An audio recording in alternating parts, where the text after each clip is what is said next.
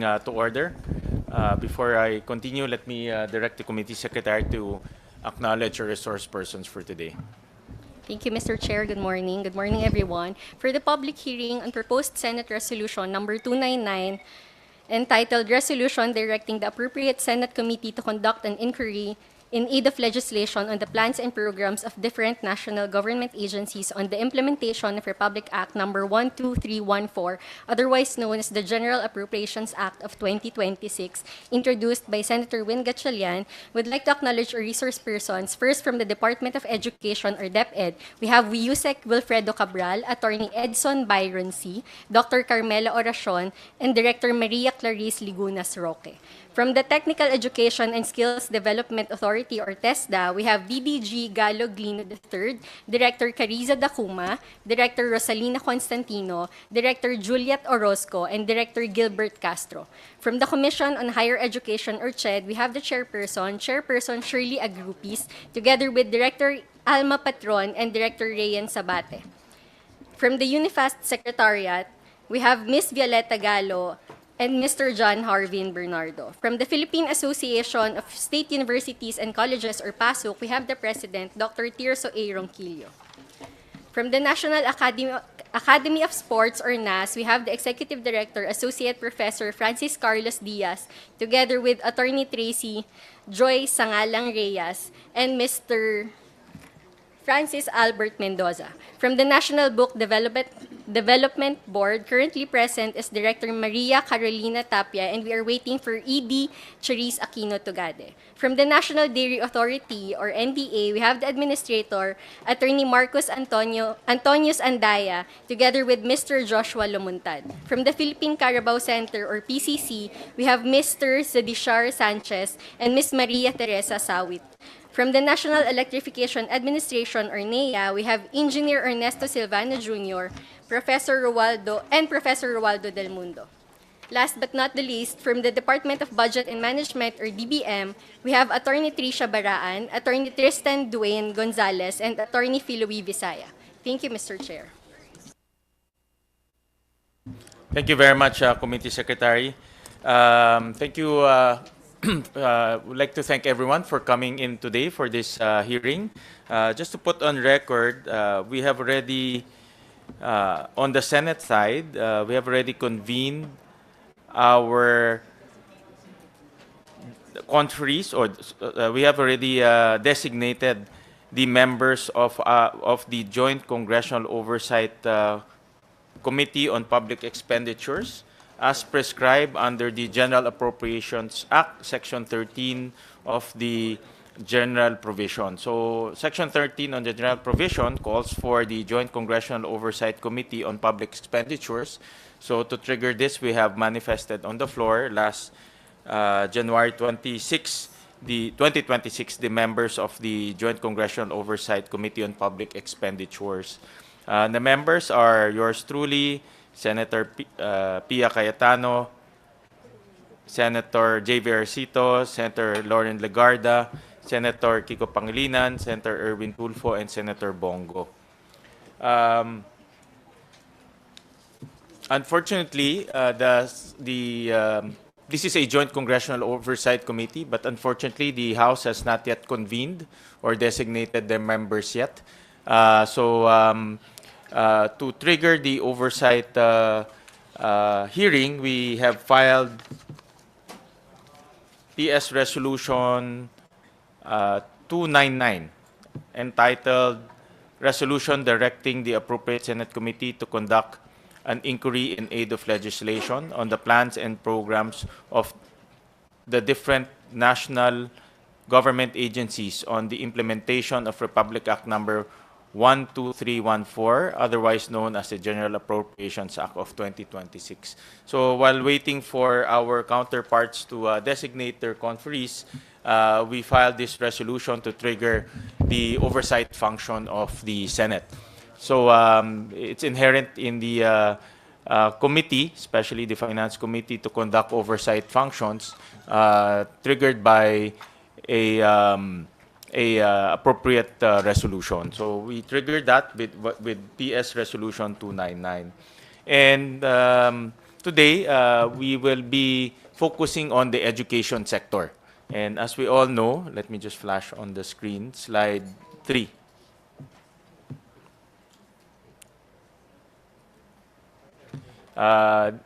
It's a banner year for the education sector. The education sector received 1.3 trillion pesos in terms of budget allocation. That's about 4.4% of our GDP. Next slide. This is the highest in the history of our country, reaching this amount, and also the first time to breach the 4% UNESCO prescription of minimum budget allocation for the budget sector. Next slide. And the increase was driven primarily by by Congress and the Senate, or Congress of the Philippines, to combine the two chambers. The NEP allocation initially was 1.2 trillion pesos, and then the House increased it to 1.283 trillion pesos, and the Senate increased it once again to 1.3 trillion pesos. So the increase was driven primarily by the concerted efforts of Congress and the Senate. Next slide. All of the major education departments increased their budget. Of course, DepEd got probably the lion's share, almost 70 to 80% of the total education sector budget, to a tune of 961 billion pesos. CHED received about 47 billion pesos. The SUCs received 137 billion pesos, TESDA 26 billion pesos. If you look at the 5-year average, we averaged the allocations received by the different education departments in the last 5 years, appropriated through their GAA. For 2026, all of the 4 major education departments increased their budget substantially, to a high of 40% to a minimum of 20%. So, malaki po yung in-increase na budget. Ang next tanong, paano gastusin? No? Yun ang pinakamahalaga. At hindi lang gagastusin po, paano gastusin ng tama at paano gastusin ng maayos. No? So that's why we called for this oversight hearing, to understand from our education departments on their plans to spend the budget allocation judiciously and wisely. Allocating the budget is one thing, spending it is the most difficult. No? When we called for the hearing this time, we received questions on why the oversight is conducting a hearing this early. No? Because I understand that the physical cash amounts will probably be allocated second quarter or third quarter of this year. When I say spending, spending is not only the act of spending, but also the planning how to spend. No, you don't spend, you don't plan when you receive the money. No, you plan even before you receive the actual cash amount. So that's what we also want to understand, the planning process on spending these amounts. Because if you will only plan once you receive the cash allocation, too late na. No, pagdating natin ng dulo, as you all know, when the budget season arrives, this is on the third quarter of every year, we always ask you about utilization, we always ask you about unobligated amounts. That's already too late. So as early as now, we want to understand the planning process behind your spending plans, and we also want to understand how the different departments will be allocating and spending those amounts allocated to them. Ang pinakamahalaga ho dito, maramdaman ng mga constituents natin yung pondong inilaan natin sa sektor ng edukasyon. Yun ang pinakamahalaga. In fact, when I remember during the first few weeks of the year, when the public appreciated the big amount allocated to the education sector, the next question, mararamdaman ba namin? No? So that's why we also want to understand your plans on, and also the different programs that you will be undertaking so that our constituents will truly feel the 1.3 trillion allocated to the education sector. With that in mind, can you flash slide 2? Uh, yeah. We provided guidelines or a list of items that we want to discuss in detail today. We hope that you have prepared all of these specific requirements so that our discussion will be fruitful and we will have inputs from all of you and also suggestions moving forward on how to spend our allocations wisely. Of course, this will be a continuing oversight activity. This will be the first of a few until we go to the budget season, third quarter of this year. So with that, I understand from our different education departments that they have presentations. So we'll of course call the biggest entity that received the biggest budget of this sheer size. We call on DepEd for their presentation, and then after that we'll call on, this is according to the list, TESDA, CHED, and PASUK, representing the SUCs. Right.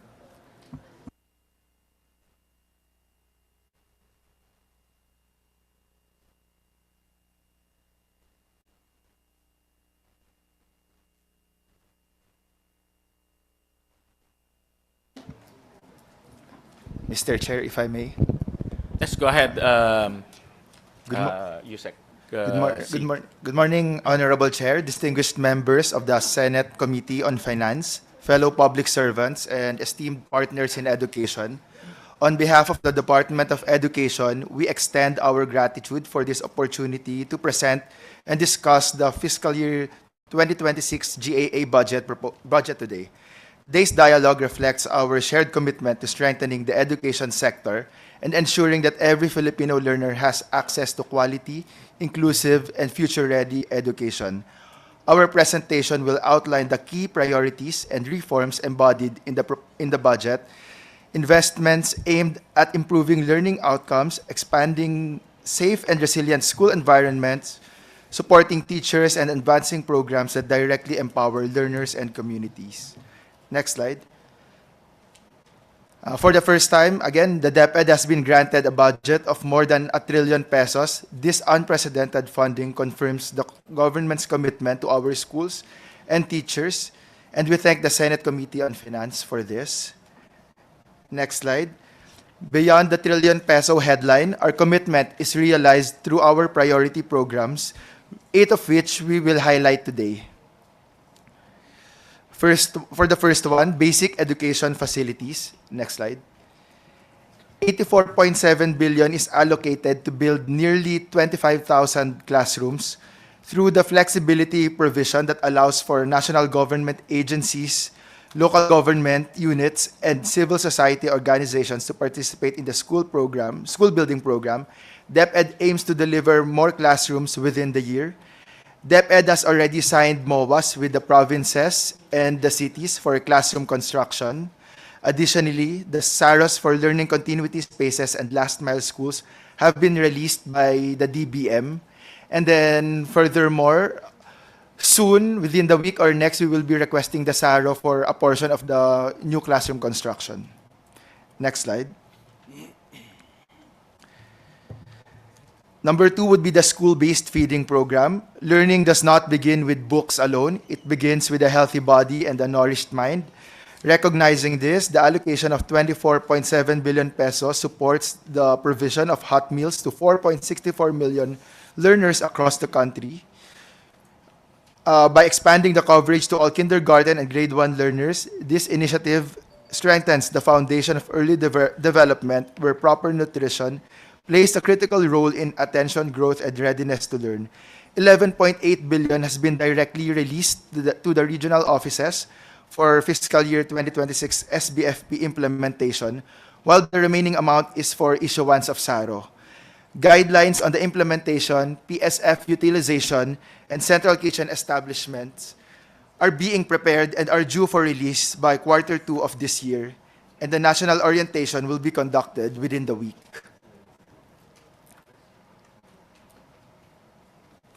Next slide. ARAL program. To address persistent learning gaps, 8.9 billion ARAL program mobilizes over 169,000 tutors to deliver targeted and large-scale academic support. Funds for learning resources, rollout, and monitoring have been directly released to the regions, while 440,000 tutors will be trained for ARAL reading.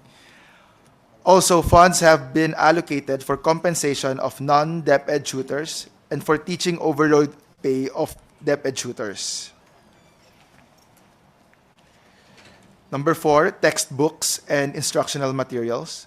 The budget provided for textbooks and instructional materials for 2026 will allow DepEd to complete the provision of textbooks to all grade levels in 2026. DepEd conducted early procurement activities for textbooks and kinder workbooks, while we directly released funds for learning resources for learners with disabilities, for ARAL program and textbooks and teaching materials for Sulu, and are downloading funds for the remaining grade 1 and 4 textbooks, grade 1 and 10 workbooks, and senior high school core subject textbooks. Next, digitalization and computerization. Education must keep pace with the future. Modernizing the classroom means investing 10.66 billion to give our teachers the tools to meet the evolving demands of teaching and learning. At the same time, renewed internet connectivity for nearly 6,000 last-mile schools bridges the digital divide, ensuring that no learner is left behind in an increasingly connected world. These packages are scheduled for pre-procurement this March 2026, with target deliveries from April to September 2026. 6. Personnel and plantilla positions. 42.298 billion has been allocated to hire over 32,000 new teachers, 6,000 school principals, and 10,000 school counselor associates, while 8.441 billion is allocated for hiring 16,000 administrative officers and 5,000 PDOs to offload non-teaching tasks from our teachers. DepEd will submit all required documents by DBM for creation of the items by second quarter of this year, while preparatory hiring activities are already being conducted by the SDOs. Upon issuance of NOSCA, the SDOs may appoint from the pool of qualified applicants by June. Number 7, reclassification of position. 6.1 billion has been allocated for the reclassification of positions so that qualified teachers do not need to wait for a vacancy before being promoted.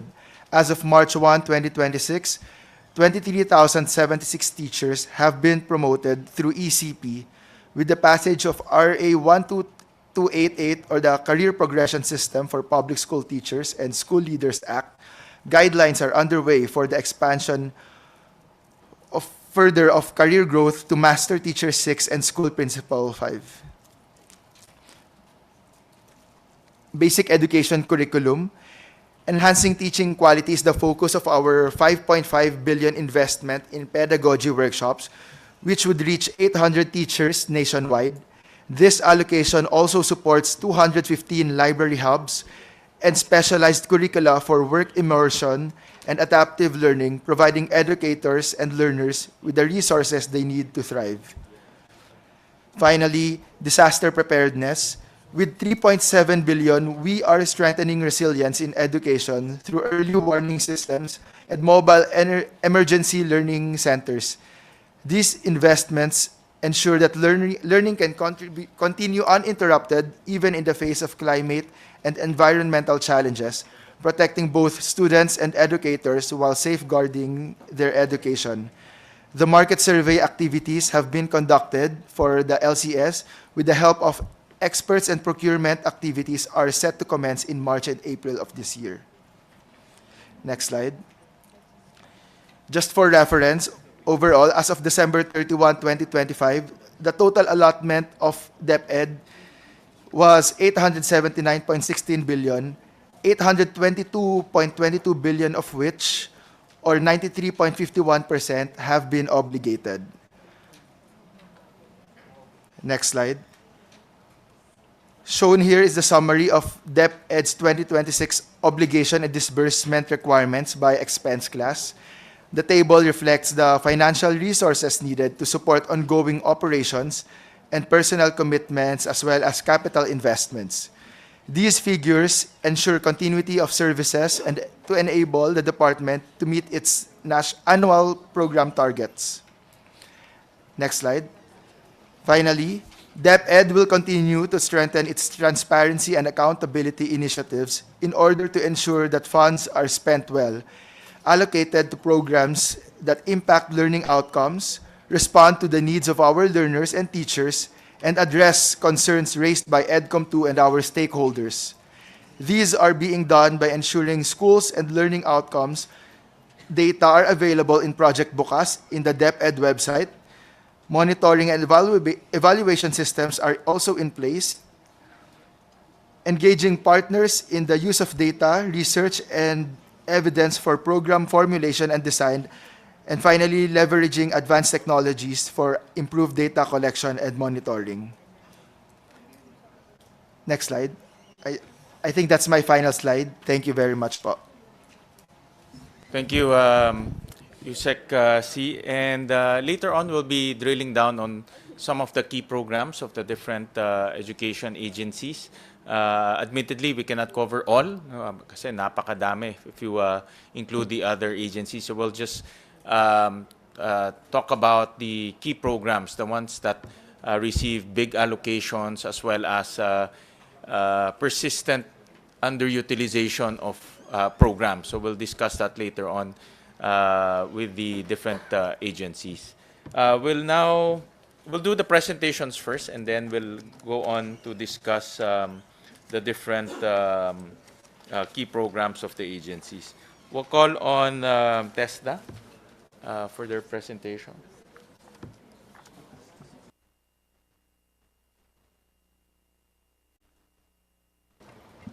Senator, can we differ first? Kasi meron po kaming inaayos pa. Dinadagdag kami. Okay. Thank you po. We'll call on Chen. Chair, no less than the chair of the Commission on Higher Education is here with us to share her plans and programs for 2026. So we call on Chairperson Shirley Agupis.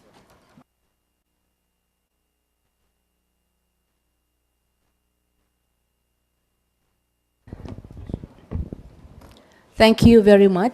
Magandang umaga po sa inyong lahat, to our champion in the trifocal education in the Philippines, the Senate Chairperson, Senator Gatchalian, and to our partners in advancing quality education in the Philippines. Again, naimbag nga bigat amin.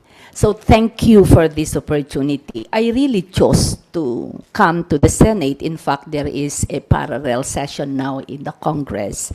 So I sent our representative in the Congress because I feel it more essential for me to personally present the spending plan for key programs of the Commission on Higher Education, considering the fact and knowing the challenge that bibigyan namin kayo ng funding na hinihingi nyo, siguraduhin nyong may spend ng maayos, and that we will commit. The Commission on Higher Education respectfully present its fiscal year 2026, Honorable Chairperson, in compliance with the request of the Senate Committee. Now, this presentation outlines the agency's 2026 fund allocation and proposed utilization of resources in support of its mandate to promote equitable access to relevant and quality higher education, strengthen institutional capacity, and advance national development priorities through the now popularized TED Achieve agenda. I would like to emphasize here that the 2026 budget of TED was proposed in response to the pain points in higher education. I will present just the pain points here.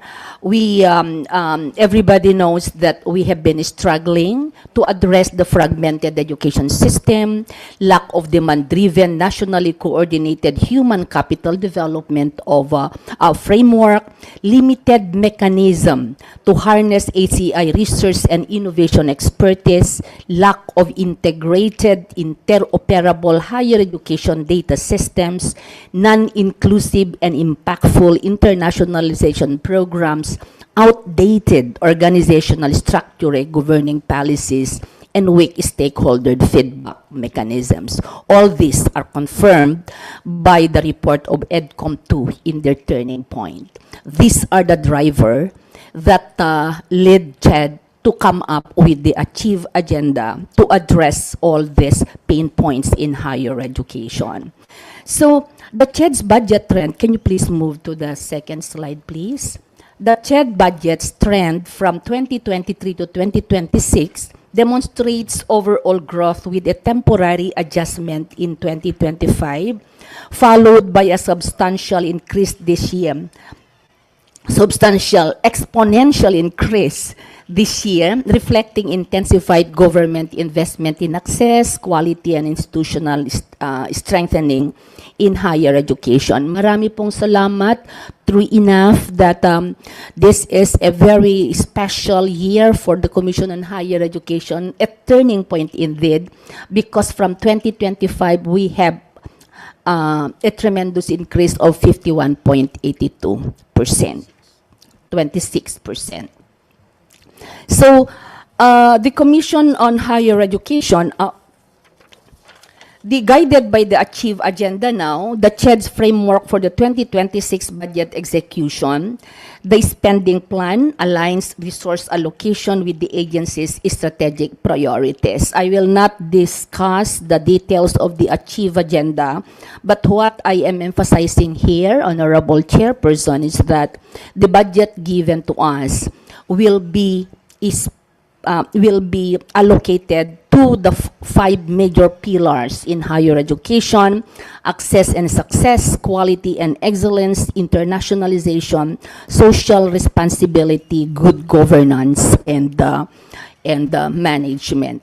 Next slide, please. I will not also be diving deep on these different trusts, but just to impress our chairperson that the implementation or realization of the set target deliverables across the five trusts in higher education cannot be done by the CHED alone. So we've been coordinating closely with the trifocal education leaders. That's why all the goals set, as we can see here, the increased number of unemployed college graduates, which is 2.54 million people, reduced job skill mismatch, address poor functional literacy, increased number of skilled human capital in priority areas, increased technopreneurship are the strategic goals that we need to address or want to attain under Trust 1 and Trust 2, Mr. Chair. If we move to the next slide, please. Now, the Trust 3 include ongoing initiative of the Commission on the monitoring and mapping of Philippine higher education, HCI SDG initiatives.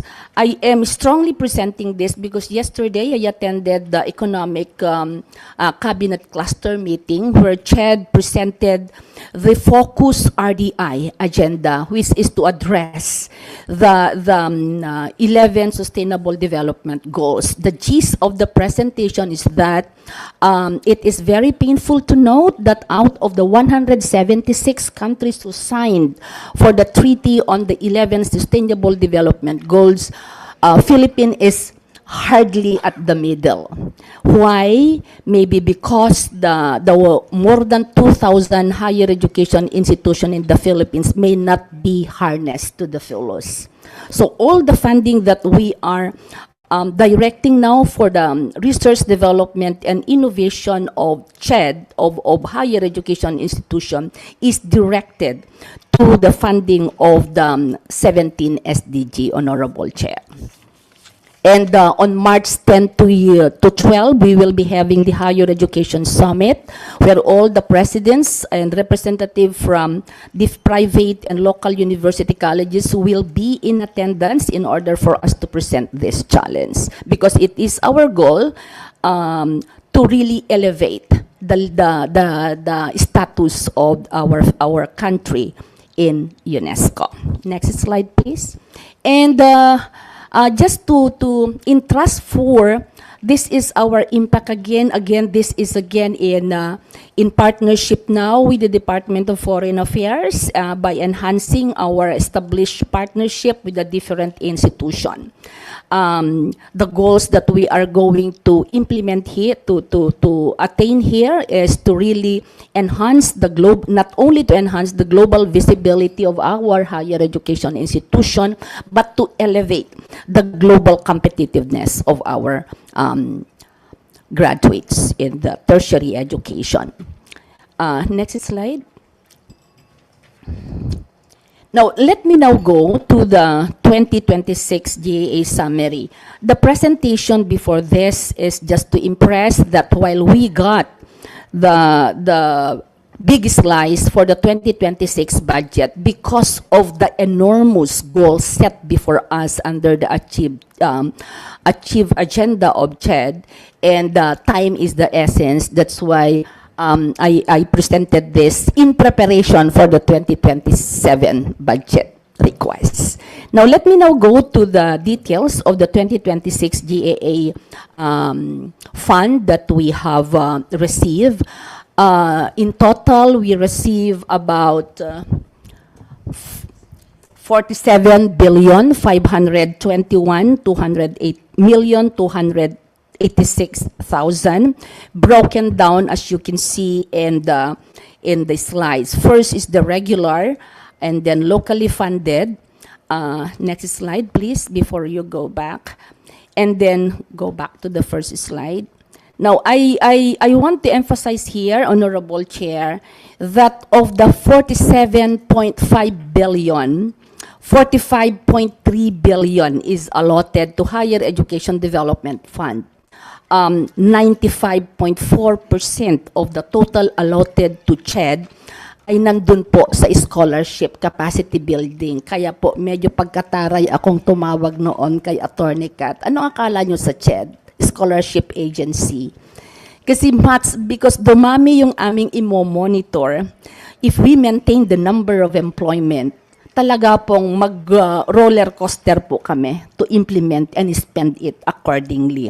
Pasensya na po, Attorney Kat, kung sinabi ko yan sa iyo. Anong kala nyo sa CHED? Scholarship agency. But even with this limited percentage of allocation in our manpower, we will commit that we will deliver it through enhanced policy and recalibrated guidelines. Next slide, please. Just to highlight, out of the 95% allotted for student access and financial assistance, these are the breakdown. The universal access to quality tertiary education is divided into four categories. The TESDA, the free higher local university and colleges, kami po ang nagdi-disburse niyan. Yung mga SUC, idinediretso sa SUC. The SUC sa deficiencies, kasi po, in addition to the 7.8 billion that we uprooted from our savings in HEDF in order to stop the agony of our 113 SUCs which have been pleading and praying for the release of the deficiency from 2022 to 2025, inirelease na po namin. Nasa amin na po yung counterpart ng GAA ng 4.4. We have yet to request the 7.8. Ayaw po namin ng staggered release, so we would like to solicit the help of our chairperson to help us get the 7.8 so that the first month of this quarter will be released at one time. Kasi po kung patingi-tingi, magagalit sa akin si President Tirso. So for TDP continuing, ito po yung amount niya, and the TDP new, ito po yon. So we already set the number of beneficiaries, as you can see in the slides. And the tulong dunong, which is the Congress allocation, we have 2.7 with the target beneficiary of 360. Before we were given the opportunity to present this, we already have a one-on-one meeting with the chairperson of the budget in the Congress, Congressman Swansing, and Speaker of the House, and the majority floor leader. Inisa-isa na po namin ito. Now, we made it the point that this can be implemented in the name of transparency. It is very clear since tinitingnan nyo po yung test. Yung test namin is maraming salamat kasi yung ongoing test namin na 823,000 plus incoming are fully funded. FHE look are fully funded. And then the TDP continuing ay ibinigay ninyo po lahat, so walang maiiwan na TDP, and at the same time there will be no displaced incoming new tertiary education subsidy, that we can assure. The TDP new, we are presently in coordination with focals both in the Congress and the Senate so that we can align and harmonize our guidelines, so that the intended purpose of the tulong dunong will really be delivered. Next slide, please. Another one, the student access and the financial assistance, this is managed by our CHED. This is based on merit scholarship. Again, Honorable Chair, thank you for increasing this amount. For 2026, we got 1.5 for the provision of assistant and incentive scholarship and grants through student financial assistance. This is managed by CHED, not by UNIFAST. And then the Bagong Pilipinas Presidential Merit Scholarship Program, I call it the AAA Merit Scholarship Program. It is strictly guided by strict guidelines to ensure that the intention of this Presidential Merit Scholarship Program will address the 10 priority programs that are identified by EDCOM 2 in order to fill up the programs that are hard to fill. So this has a slot of 20,000 slot this year, and there are already bills filed in order to sustain this. Marami pong salamat. For the financial support to related learning requirements in allied health programs, ongoing coordination with the focal in the Senate. For the post-baccalaureate, again, this is dedicated to enhance the capacity of our teachers and our support system, of our support personnel. The financial assistance for postgraduate students, this is managed by CHED OSDS with increased amount with the target beneficiary of 2.523. Honorable Chair, there is a data, and this is challenged by DepEd, that Philippines is in the second from the bottom when it comes to the number of PhD holding position in the higher education institution. So by 2027, we will be requesting maybe to increase this funding in order to catch up with our nation neighbors. The medical scholarship and return service program, again, I attended the meeting with the Department of Health, and he is requesting additional slots, but much as we can give more than 5,000 slots, we only can accommodate 5,000 for now because of the limitation of budget. But the secretary pleaded na kung kailangan itaas because we are in short of nurses and medicine, Honorable Chair. The subsidy for tuition fee for medical student in state university and colleges is also there. Next slide, please. For this, just to these are now the details, Honorable Chair, of the different POPs with the different line item budget under major POPs. I will be submitting this in the interest of time. So just to impress the Honorable Chair that we really thought of, we planned, as you can see later on in the detailed spending mechanism throughout the year. So next slide, please. Next. So these are now, so these implementing guidelines, again, I reiterate that the trust and confidence that the government had entrusted to the Commission on Higher Education, we make sure that this will be properly allocated with transparency, anchored on integrity. So we revisited all the guidelines, all the POPs that is not covered by guidelines, we are coming up with guidelines. So lahat po ng mga guidelines ng TES, because this time we only respect the list coming from DSWD. We already have a blood compact that there is no insertion, there walang maiiwan yung ibinigay ng DSWD na 4-piece na clean data now, is already cleaned, yun po yung bibigyan namin. And we are going to have a regional caravan. We already started in region 1, 2, 3, and CAR, and we will upload it after getting clearance from the without violating the personal data privacy. We will be uploading. I hope that the learner's reference number, which is the effort of the trifocal education system, will be finished soon, so that that will be the one to be downloaded down to the municipal level. So in the implementation of English, nakita ni President Tirso, sigurado po pupuntahan niya agad ako mamaya. The implementation of the English laboratory phase is dedicated to address the literacy of our students. Next slide. So, hindi ko po babasahin lahat. Again, these are ready for submission, Honorable Chairperson. There are those guidelines that are still pending and subject to discussion with the concerned vocal, both in the Congress and in the Senate. Next slide.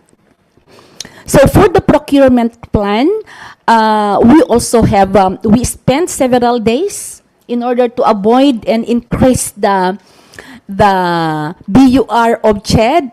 By the way, ang BUR ng CHED last year is unsatisfactory. 2024. So we work so hard in order to elevate it to very satisfactory for 2025. And for 2026, I will challenge my team to make it outstanding. Next slide. That is the commitment. So lahat po yan, nandyan po lahat. There is going to be a quarterly and monthly targets, and we set a mid-year and year-end planning. Mid-year is set in order to have a catch-up plan. So lahat po naka-lay down na according to POPs and the line item budget every after major POPs. Next slide. So again, the project program outcomes is also well defined now with the compass that we have established under the Achieve Agenda. Every letter in the Achieve Agenda, which is the 7 strategic goal of CHED, is well defined and with measurable outcome, Honorable Chairperson. Next slide. So lahat po yan, we are ready for submission. With the hope that our effort to rationalize our organizational structure in CHED, we manage 2,000 higher education institutions, 4.2 million students, 39,000 academic program. In order for us to implement the real mandate of CHED, we really need to rationalize our organizational structure. So monitoring and accountability measures are also laid down. We have the indicators monitored, and we already specified this has been agreed by the directorate and offices concerned how often they are going to report. I hope that with this ambitious monitoring and accountability measures can be embraced by the present manpower across the country. With all these numbers at hand, we only have less than 900 manpower across the region. Next slide. So again, compliance measure nandyan na rin po, and we are ready to submit. Please bear with me until the end. Just to impress, I am aware of the time slot. Nginitaan na ako ni Attorney Kat. I move fast now. Compliance measure. So, we are, kasama niyo po kami in investing the future of the Philippine higher education. Yun po, and marami pong salamat. Thank you, thank you. And I appreciate Chair Agrupis itong can we flash this itong monthly and quarterly targets? Okay, can we flash this slide 30? Although we will not go into detail, although this is what I was expecting from DepEd actually. No? So because of the sheer amounts allocated to DepEd, I wanted to appreciate the monthly and monthly targets. Kung gusto natin talagang paspasan yung gastos, dapat every month meron tayo talagang nagagawa. No? For example, but later on, I'll ask that to DepEd. If we're targeting 24,000 classrooms a month, so dapat in short, at least 2,000 classrooms, 24,000 classrooms a year, at least 2,000 classrooms a month. Diba? And I'll show later on why that is physically impossible in the past. But I'm sure USEC Edson will make it possible. Diba? So we'll discuss that later on. So that's why I'll drill down to the different programs. We'll go to TESDA. After TESDA will also, I understand that PASOK also has a presentation. Thank you, Mr. Chair, for this opportunity to share about the plans of the agency. At the onset, Mr. Chair, on behalf of Secretary Kiko Benitez and the entire TESDA family, we would like to thank you, Mr. Chair, and this committee for the support and for championing TESDA's budget. And in general po, maraming salamat for shepherding the historically highest budget for education, and for the first time we breached the 4% UNESCO benchmark for education budget as a percentage of GDP. And for TESDA, Mr. Chair, maraming salamat po sa suporta that from around 17 billion on average in the past 5 years, we are now at 26 billion. Maraming salamat, Mr. Chair.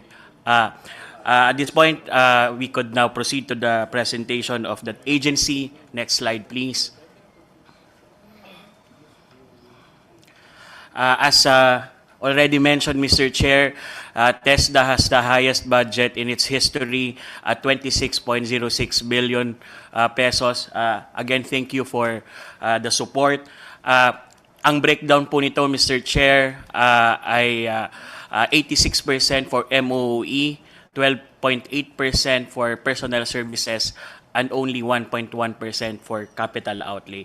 Later on, we will be able to see po why for capital outlay, this may be the case why 1.1% lang po. Next slide, please.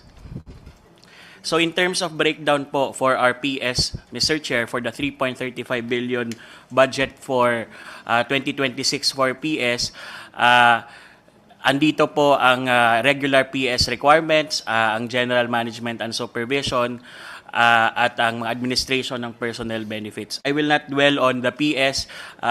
We will discuss more on the MOE budget of TESDA. Next slide. malaking bahagdan po ng budget ng TESDA ay MOE, really for operations and the implementation of its regular programs. Sa 2026 po, it's 22.42 billion and 19.46 billion po ay para sa scholarship programs. Dito din po naka-lodge ang budget for regular operations, for foreign assisted projects, at ang Information System Strategic Plan funds or ang tinatawag nating MITHI to support the digital transformation of the agency, and for this year this is around 211 million. We just want to highlight, Mr. Chair, ang breakdown ng ating scholarship funds for 2026. Sa 19.46 billion funding po for scholarship programs ng TESDA, malaking bahagdan po dito ay sa TWSP or Training for Work Scholarship Program, totaling 8.061 billion pesos. Dahil po sa inyong suporta at pag-champion ng increase sa budget sa TWSP, nailagay din po ang special provisions for the prioritization of livelihood program. Nalilito lang po ako sa columns. For TWSP, Mr. Chair, dahil din po sa inyong pag-support at pag-champion, nailagay din po sa special provision ng TWSP yung priority programs natin for manufacturing, for electronics, for AI and digital upskilling. For STEP po, we have 3.7 billion for 2026, at dito din po sa pag-discuss po natin noong budget hearing, dahil sa intervention po ninyo at ni Senator Loren Ligarda, naipasok din po ang special provision that prioritizes 4th, 5th class municipalities. Next po is ang sorry po, balik lang po sa slide. Sa UACTE, we have 5 billion po for 2026. Kasama po dito yung 300 million for the Bagong Pilipinas Merit Scholarship Program, which is also being implemented by TED. Sa TTSP po, nandito po ang ating suporta para sa mga enterprise-based training at para sa mga near hires. Meron pong 1.6 billion pesos for 2026. Gusto din po nating i-highlight ang budget for 2026 para sa training ng mga child development workers. Ito po, Mr. Chair, ay isa sa mga prioridad ninyo at maraming salamat po sa paglalaan ng budget at atensyon para sa ating mga child development workers as part of the recommendations of EDCOM and as also mandated under a new law, RA 12064. And then, nandito din po ang 500 million for micro-credential courses ng TESDA. Next slide. Sa MOE din po makikita ang iba't ibang initiatives na sinusuportahan po ng Senado at ng Kongreso. Nandito po ang budget for assessment and certification for senior high schools learners. We have 348 million for 2026. Nandito din po ang around 100 million na competency assessment and certification for workers. At ang target po nito mainly ay ang ating mga OFWs sa pamamagitan po ng Overseas Assessment Program ng TESDA. Nandito din po ang programa para ma-expand ang number of accredited assessors with 57 million for 2026. We just also want to highlight the support for enterprise-based training, also a new law championed by no less our Chair. We have 30 million for the online portal for EBIT program management. We have 20 million for support integrators, also part of that law, RA 12063, and 5 million for the strategic communications to promote enterprise-based training. Next slide. Ah, dito po ang 296 million budget for capital outlay. Dito po nakalodge ang procurement po ng equipment as part of our information system strategic plan funded by MITHI at iba't ibang procurement activities for motor vehicles and for construction of facilities. Although, Mr. Chair, for 2026, dalawa lang pong capital outlay, civil works, ang included sa budget ng TESDA. But later slides, makikita natin that we still have the funding from CPTVETs that support the construction of regional innovation centers, regional TVET innovation centers as funded by ADB financing. Next slide. Gusto din po namin i-highlight that aside from the provisions in the under TESDA, mayroon din pong mandato na inatas sa TESDA under the provisions of OPAPRU to facilitate and promote peace education.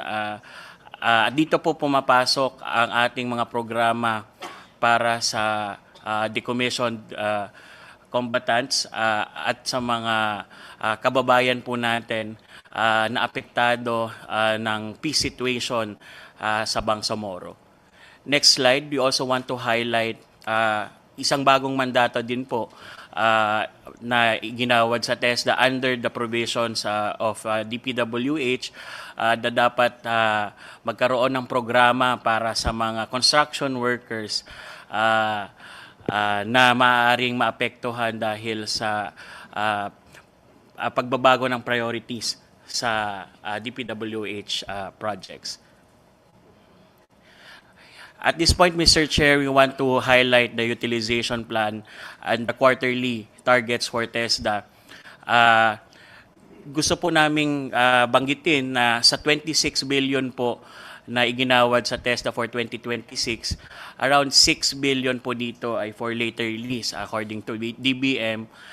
We have, however, already submitted our request para po bigyan na po ng SARO ang for later release ng mga pondo para po masunod itong quarterly targets in terms of utilization ng ating budget. Sa kaliwang bahagi po ang ating BUR targets, ang obligations target po natin, we aim that by quarter 1 for already comprehensively released allotments, obligate na po natin 30% by quarter 1.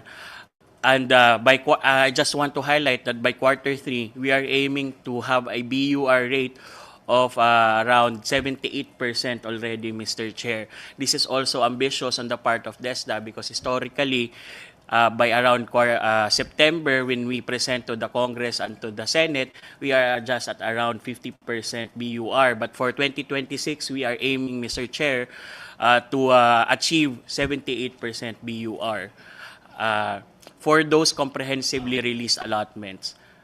In terms po of DUR, disbursement target, we aim to, by this first quarter, we aim to have 22.44% DUR. And at the time that we will come back to the Senate to report to you, Mr. Chair, during the budget season, we hope to be able to report to you 74%, 75% DUR.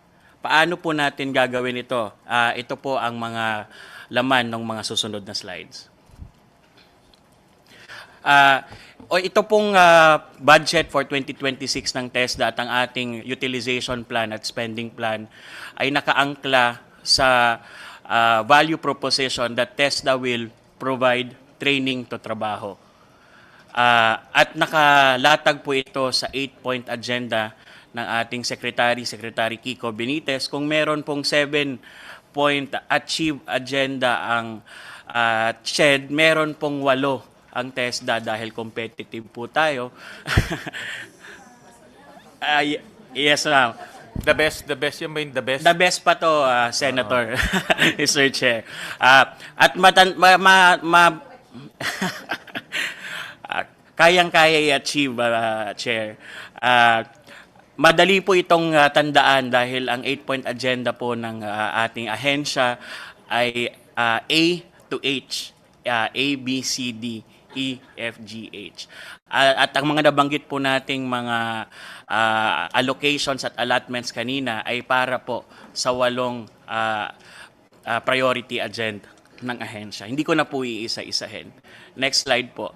We want, of course, to dwell on the scholarship programs dahil ito po ay ang pinakamalaking percentage ng budget ng TESDA. At ito po ang number 1 sa 8-point agenda, which is providing access, expanding access. So, sa TESDA scholarship programs po, gaya po ng nabanggit ko kanina, may iba't ibang sources at iba't ibang bahay, kung so to speak. So andyan po ang TWSP, Training for Work Scholarship Program, which is targeted towards a certain sector and has corresponding programs or courses actually. Nandyan po ang PESFA, which is for really marginalized sa poorest of the poor po nating learners. Andyan po ang STEP, Special Training for Employment Program, which is community-based. Andyan po ang UACTE program, which is the program that supports learners in 3-year diploma programs. Next slide.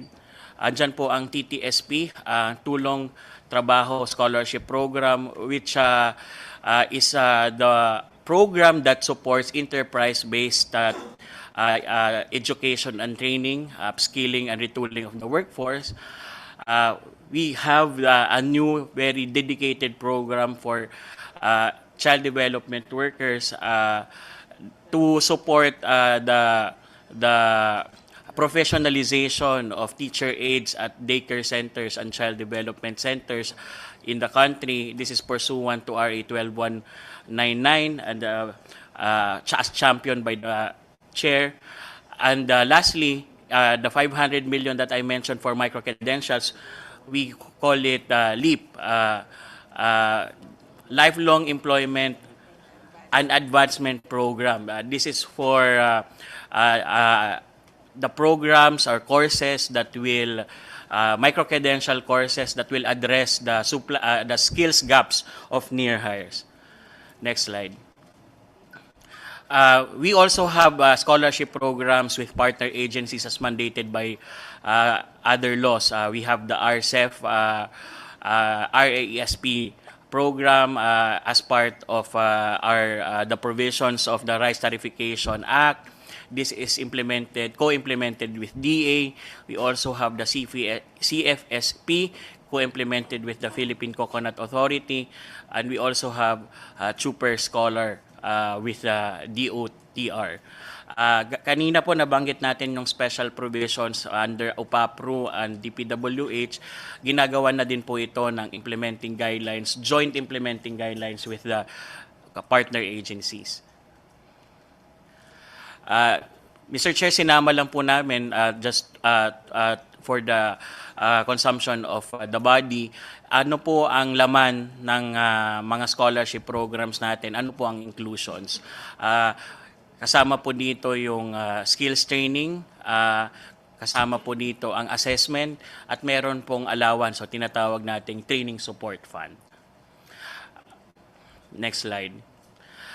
Mr. Chair, in the past po, ang allocations at ang distribution ng scholarship funds po natin ay disproportionate towards more traditional skills. We have that presentation before the Senate before na makita natin ang number 1 program na may allocations po for scholarship ay Driving NC2. Ang direction po ng ating Secretary Kiko Benitez is that we shift while we understand and recognize that there are needs for drivers, for example, we have also we feel the pressure po when we understand the urgent necessity to shift our distribution and allocations to emerging industries, strategic industries. So as part po of a more rational, more targeted, more focused allocation and distribution of scholarship funds from our various scholarship programs, we want to, and this is already, Mr. Chair, part of the omnibus guidelines for scholarship that we already issued in January. So ang number one priority po ay ang sectoral priorities na indicate po at malinaw na enumerated sa GAA Special Provisions. Nandyan din po ang pag-target sa mga basic sectors, priority beneficiaries. Nasa special provisions po din ng GAA na naipasok as an amendment sa House ang pag-una sa basic sectors as defined under the Magna Carta for the Poor at kasama din po sa pag-prioritize ang mga poor municipalities gaya po ng nabanggit ko na kanina. Kasama din po of course ang criteria natin para sa mga providers. We want quality assured TVI or institutions ang maka-avail po ng mga scholarship allocations natin. Next slide. In terms of sectoral priorities, we just want to show here the 10 priority sectors, Mr. Chair. And then, next po, in terms po of how to operationalize the prioritization, we based also on area-based demand signals. We call it area-based and demand-driven skills mapping, which at this point is already granularized to the district level.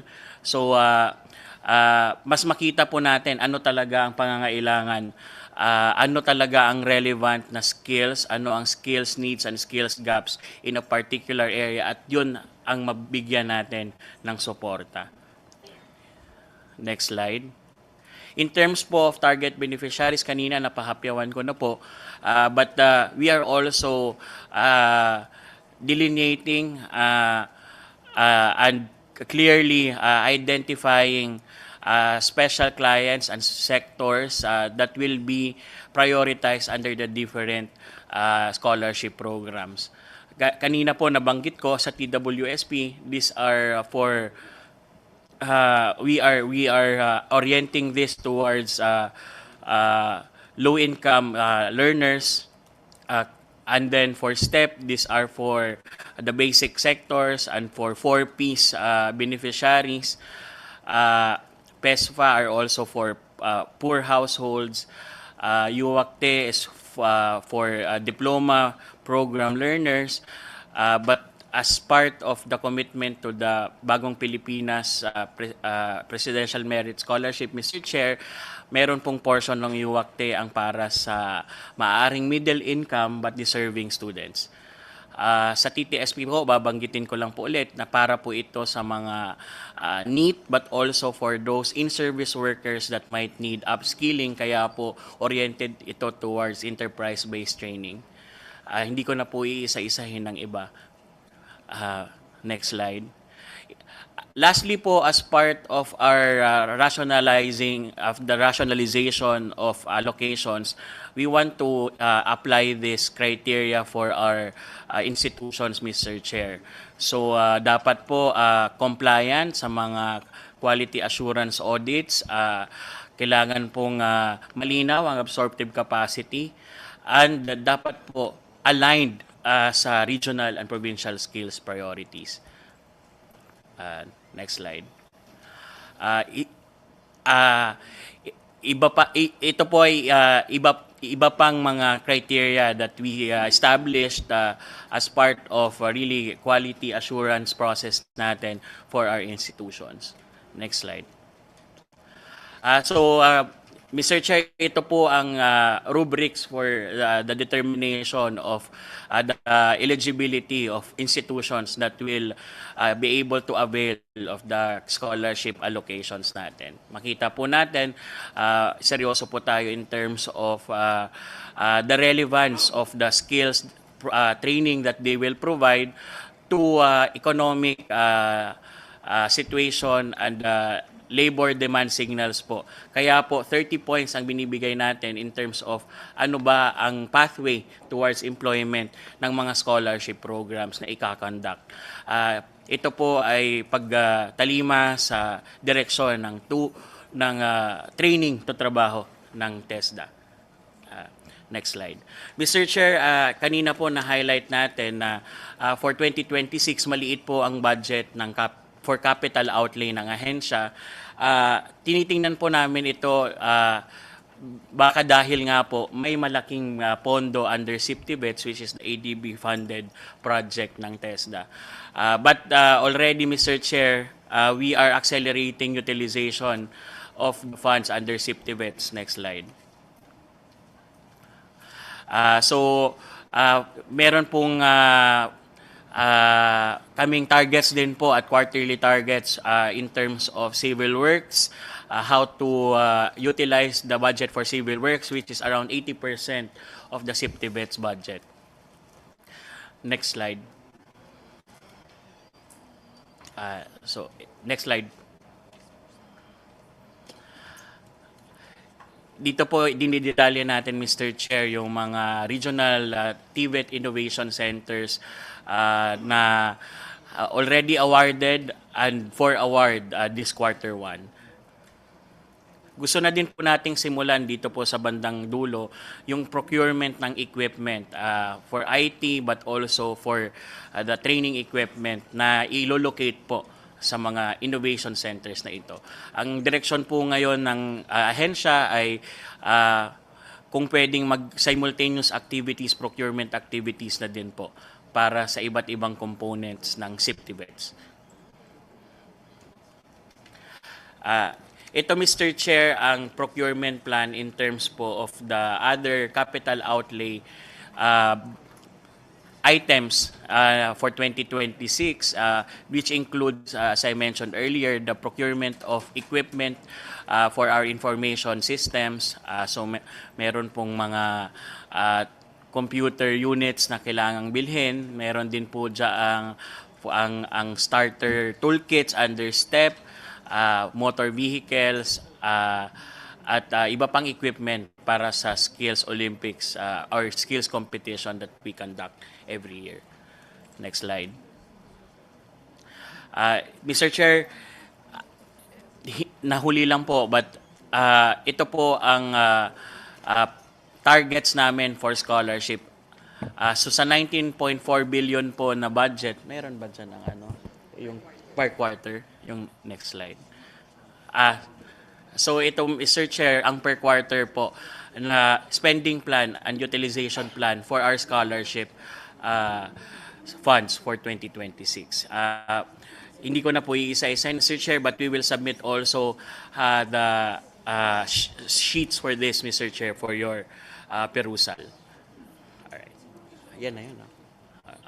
Yun lang po, Mr. Chair. Maraming salamat po ulit sa suporta at sa patuloy na suporta sa TESDA. Maraming salamat.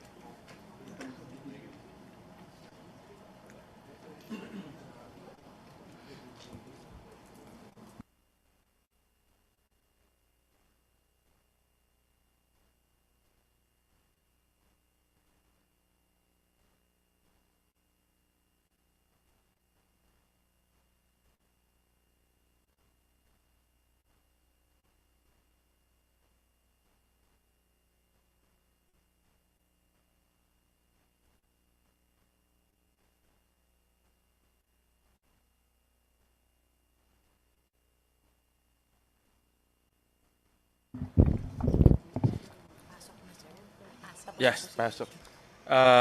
Yung kanina sinabi mo, DDG Galo, na 76%. Ang target nyo this year, 76%? Yes, sir. By third Actually, quarter maliit po. yun. By third quarter, Mr. Chair. Kasi When we report 86% of your budget is MOE. That means it's easier to spend rather than capital outlay.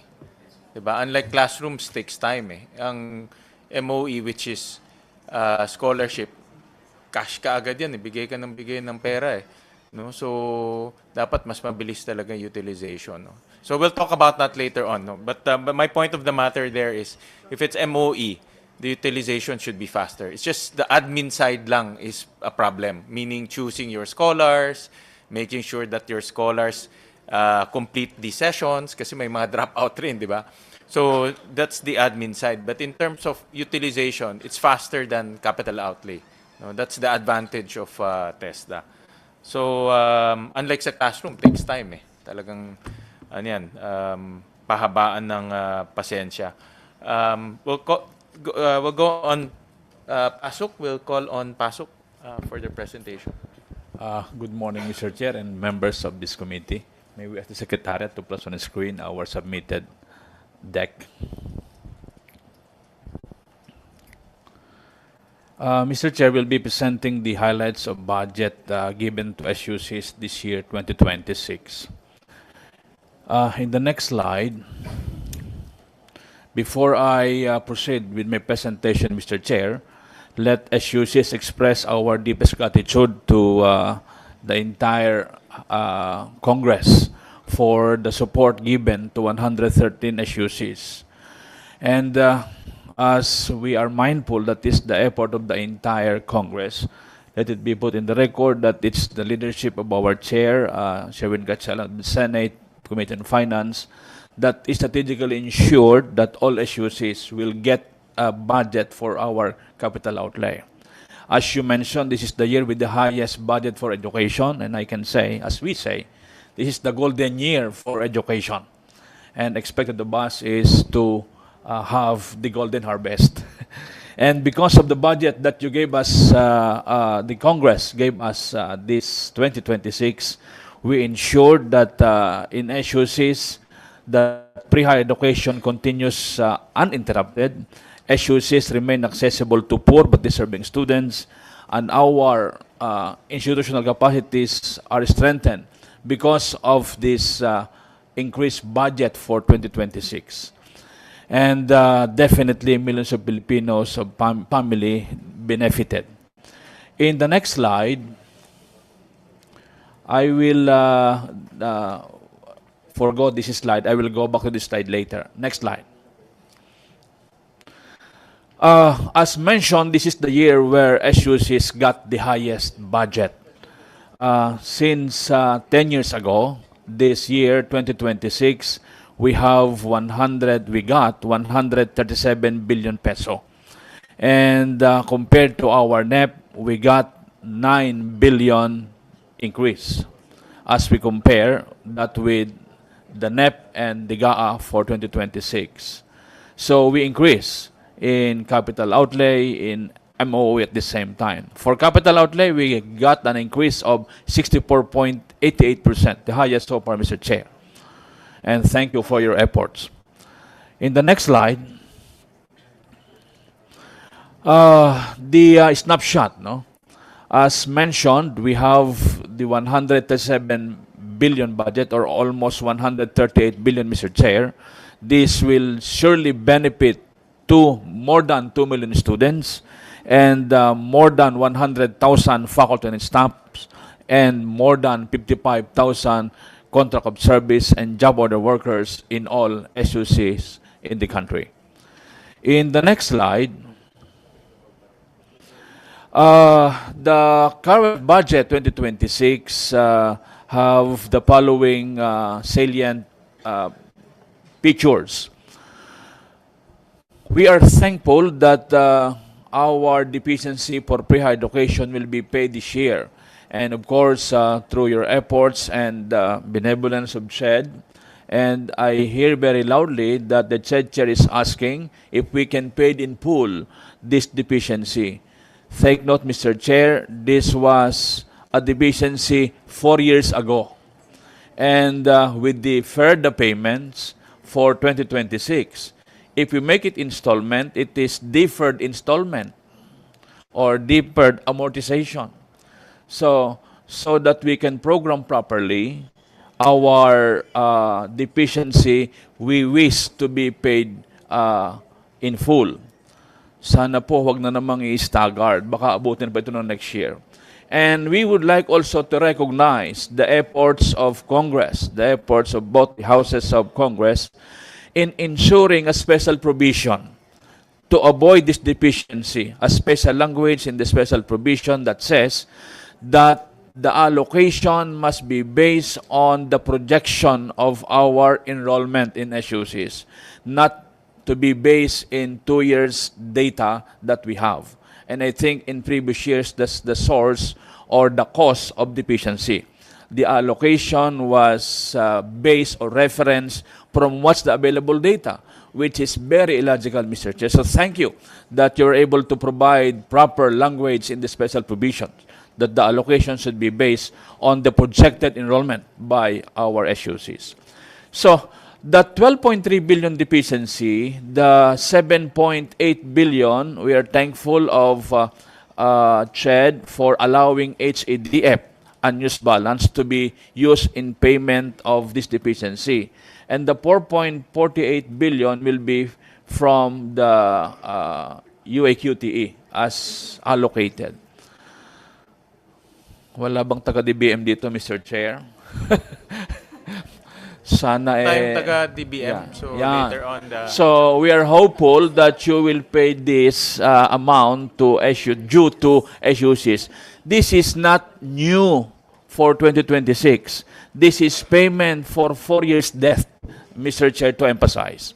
So thank you, Madam Chair, Shirley Agrupis, for pushing for the payment for this SUC deficiency. If possible po, sana one time mabayaran na kami. Kasi we have to go back to our board to reprogram how this deficiency payment will be used to, I may say, make up for the lost development, opportunities for development since 4 years ago. So that current budget, 2026, also includes 5.64 billion. That is construction, completion, and rehabilitation of our classrooms and academic building. And that also includes 50 million for future thinking and 70 million for repair. You may ask why only 70 million for repair, because usually SUCs charge repair in their internally generated funds, and maybe these are major repairs why they have 70 million. And we are thankful of these increases in MOE. We got 2.76 billion and 560 million for capital outlay. In the next slide, spending plan, of course, as you mentioned, to be allocated of a certain amount is one thing, but to spend it is quite another thing. I think we must be targeting a higher budget utilization rate. As far as GAA or MDS is concerned, SUCs always post year in or in recent years more than 80% of our GAA provisions. Now, in the next slide, we commit ourselves that we will be abiding or we will be guided by the following principles to ensure judicious spending of that budget given to SUCs. We will be following the DBM budget execution guidelines. We will be aligning with said policies on the matter. And most importantly, we will be ensuring that this will be in accordance with the revised new procurement law, the revised 9184, and I think we have a greater flexibility in the new procurement law, and we will be exhausting those provisions so that this implementation will be more expedited. In the next slide, we will be ensuring transparency, Mr. Chair. And as you know, SUCs are very faithful when it comes to transparency. We're very faithful in terms of accountability. We follow biblically the Republic Act, the new government procurement law. And everything is posted in our website, if not in the PhilJeps. The next slide, I think I will go back to my second slide, Mr. Chair, the one that I skipped deliberately. Looking forward, 2027, as we are thankful that this year we got a substantial increase in our budget. We got 137.9 or 138 billion, the highest so far. Let it be put in record that what we have proposed before NEP, before we were given the NEP, we proposed originally 292.65 billion. And in our NEP, we got 128.83. And finally, in DIGAA, we got 163.82 or no, in the GAA, we got 137.9 billion peso. So, Mr. Chair, still, though we got the highest budget this year, it's still running low compared to what we have requested. So, expectedly, come 2027, we'll be requesting more or higher budget than what we got in our NEP.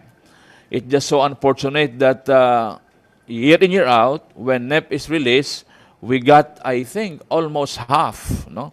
Only half of what we have requested.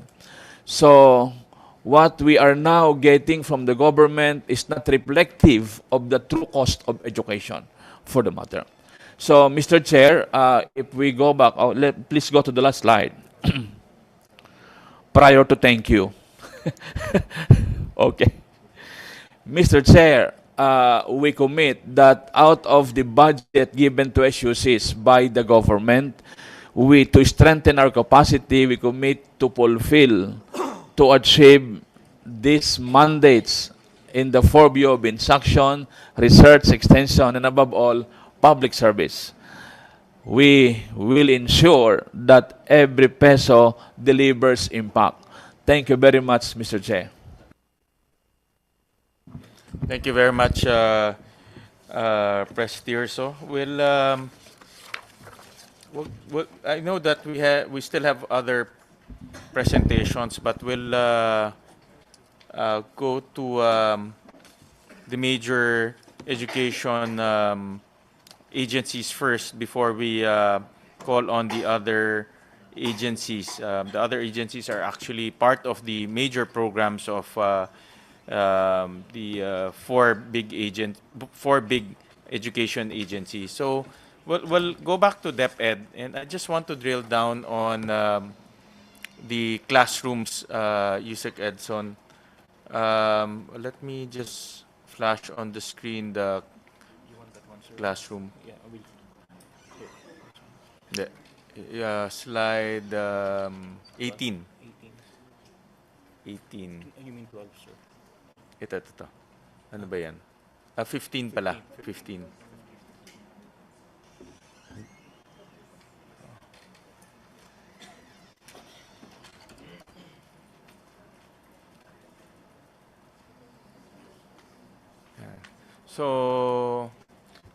So looking at the budget allocation for classrooms, this is only for classroom budget alone. Historically, at 5-year average, about 11.9 trillion. Then for 2026, the agency's NEP is 15 trillion. Then Congress, House of Representatives, increased it to 48 billion. And then in the Senate, we increased it to 67 billion. So from the original NEP of 15 trillion, it went up almost 4 times, no?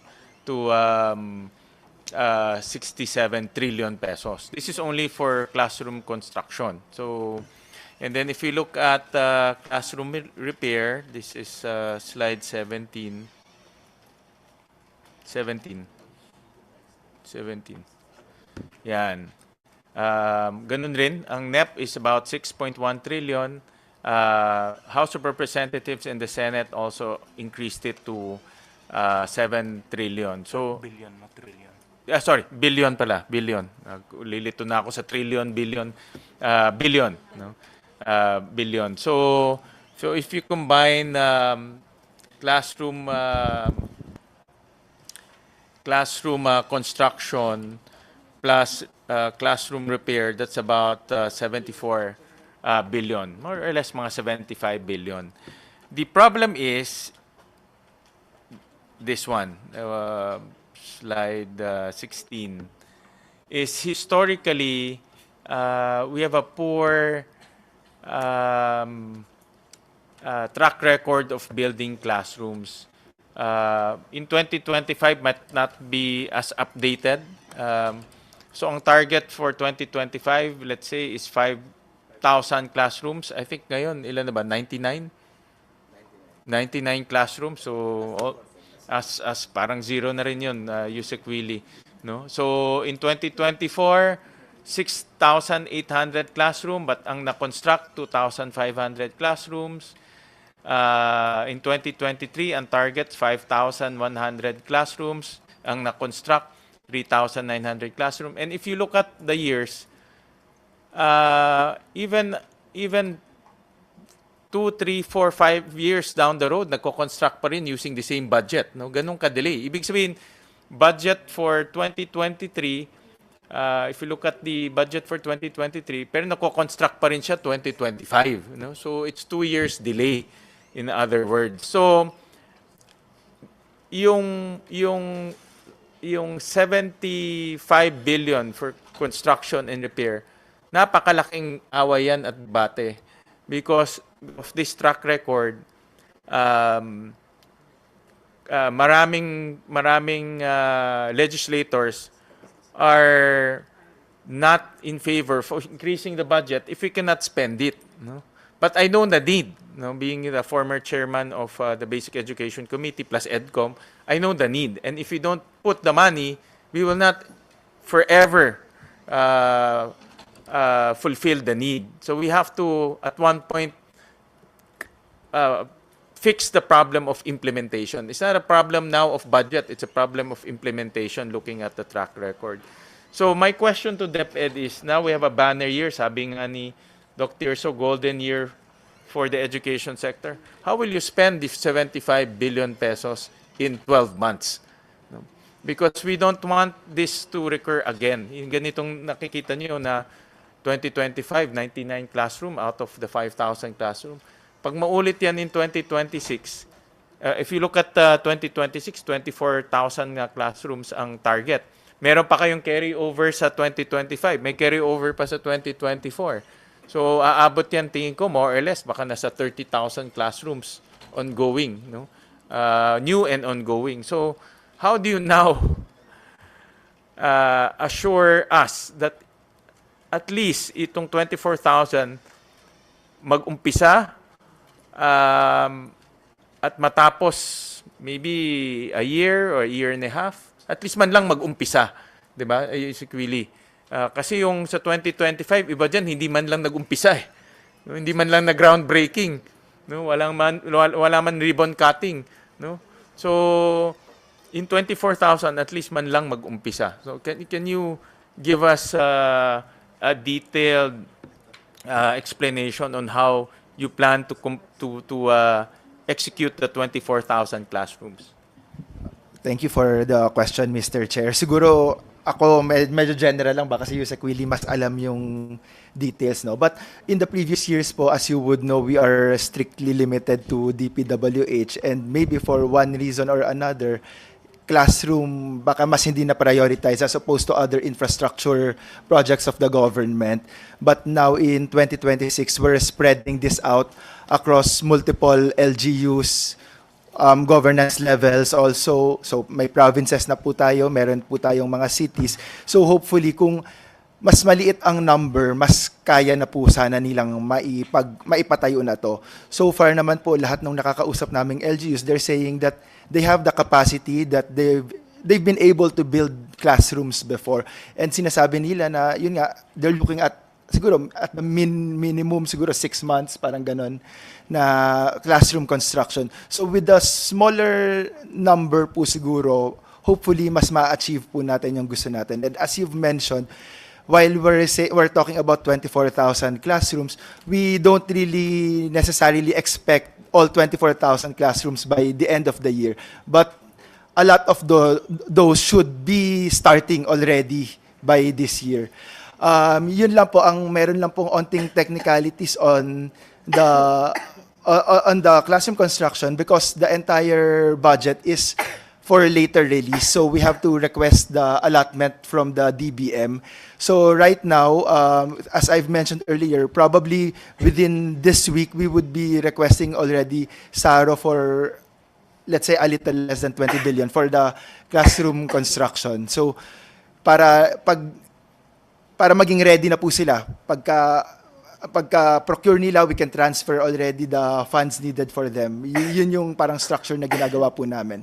I was hoping to see, let's say, and I want to focus on classroom because 1/10 of your budget is in classrooms right now. So I was hoping to see, like, for example, 24,000, 5,000 by provinces, 5,000 by cities, 5,000 by DepEd, CSO, and then January, this will be maga-ground break na dito. February, maga-ground break na dito. Again, I will not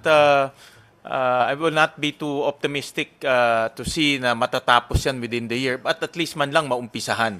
No, at least man lang. Kasi based on the historical data, ni una umpisahan hindi nangyari. No, so that's what I wanted to see. And correct me if I'm wrong, because we were also looking at the DepEd guidelines. Meron na bang lumabas na guidelines pursuant to, there's a special provision in the GAA. In the special provision, I'll read it. DepEd may enter into a MOA with other government agencies such as the Department of Public Works and Highways, qualified local government units, EFP Corps of Engineers, and then it goes on to CSOs. No? The DepEd may likewise enter into a MOA with civil society organizations and governmental organizations for the construction of buildings or engage a contractor to implement the same. Meron na bang guidelines yan? Because I remember nung mayor ako, the time ni President Aquino, they call it counterparting at that time, Willie. I think you remember this. That time, we have to put 50-50. No? The LGU put 50% of the amount, and then DepEd will put the other 50%. Right now, DepEd is more liberal. You can give the entire amount. That's a policy question, and I'll leave that to you.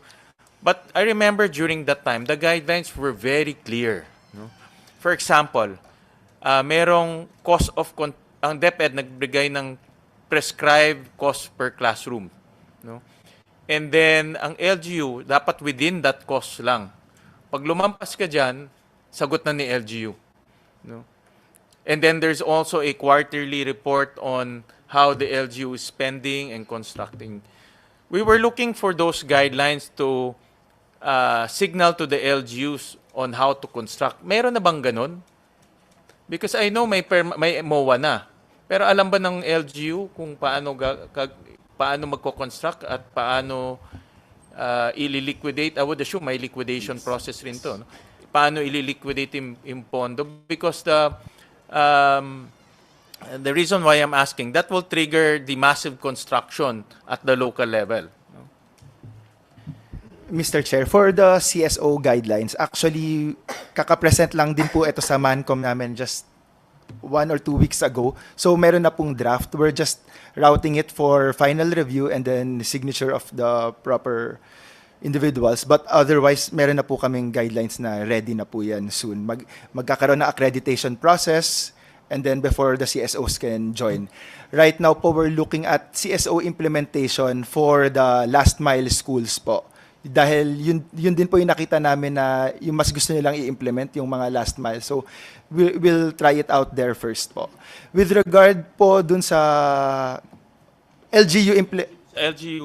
Lalo na LGUs, no? Yeah. Meron na bang guidelines? For the LGU implementation, most of those that you've mentioned, nasa MOA po natin siya inilagay po. So the liquidation, what they have to do, yung liquidation, the reporting, lahat po yun, nilagay po namin sa responsibilities that they have to do doon po sa MOA nila po. So the MOA will be the guiding document. Yes. Wala na kayong i-release na guidelines. Yes po. Okay, okay. So it's a different approach. Yeah, go ahead. Yusek, baka you want to, Yes. if you will, if you are the, I know that you are from HR to classroom, no? So if you want to share, so that we will understand, because I'm basing this on my magkasama yata tayo that time. Yes, Basing yes, this on my previous experience that they release guidelines so that LGUs will be guided accordingly. Right now, wala nang ganon. It's MOA na, guided by the MOA. Okay. Yes, Mr. Chair. The MOA, the mother MOA, reflects all the roles and responsibilities of parties, and it is entirely different from the counterparting programs that we implemented years back, because the essence of the current scheme is to just transfer the money based on the agreed MOA. And then in the memorandum of agreement, it will be followed by a supplemental MOA specifying the scope of work, the details, the amount on a per project basis, and this supplemental MOA will serve as the trigger to initiate the procurement. So in effect, the supplemental MOA becomes now the authority to procure, as this supplemental MOA provides all the specific details of the project assigned to LGU or to the other agencies like the DPWH, in case there will be. So that's how we look at it. But we really also provide in the supplemental MOA that the amount provided shall ensure the completion. Any additional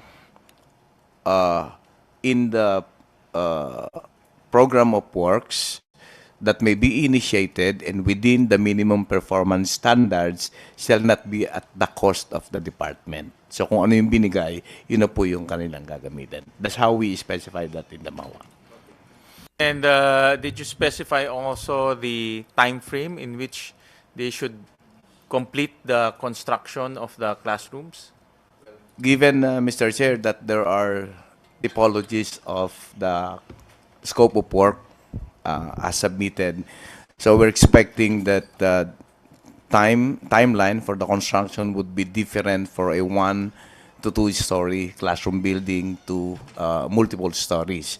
But in the submission and in the monitoring, we are requiring them what's the timeline from the commencement of procurement up to completion and turnover. So to be more specific, because we would like to have a general timeline on the 2026 implementation, we focused this Q1 on the finalization of MOA and its supplemental, and as well as the parallel request for special yung FISARO, yung budget request, and this will also trigger the submission of program of works per project that is consistent with our MPSS and DepEd, which is already provided for to the LGU partners.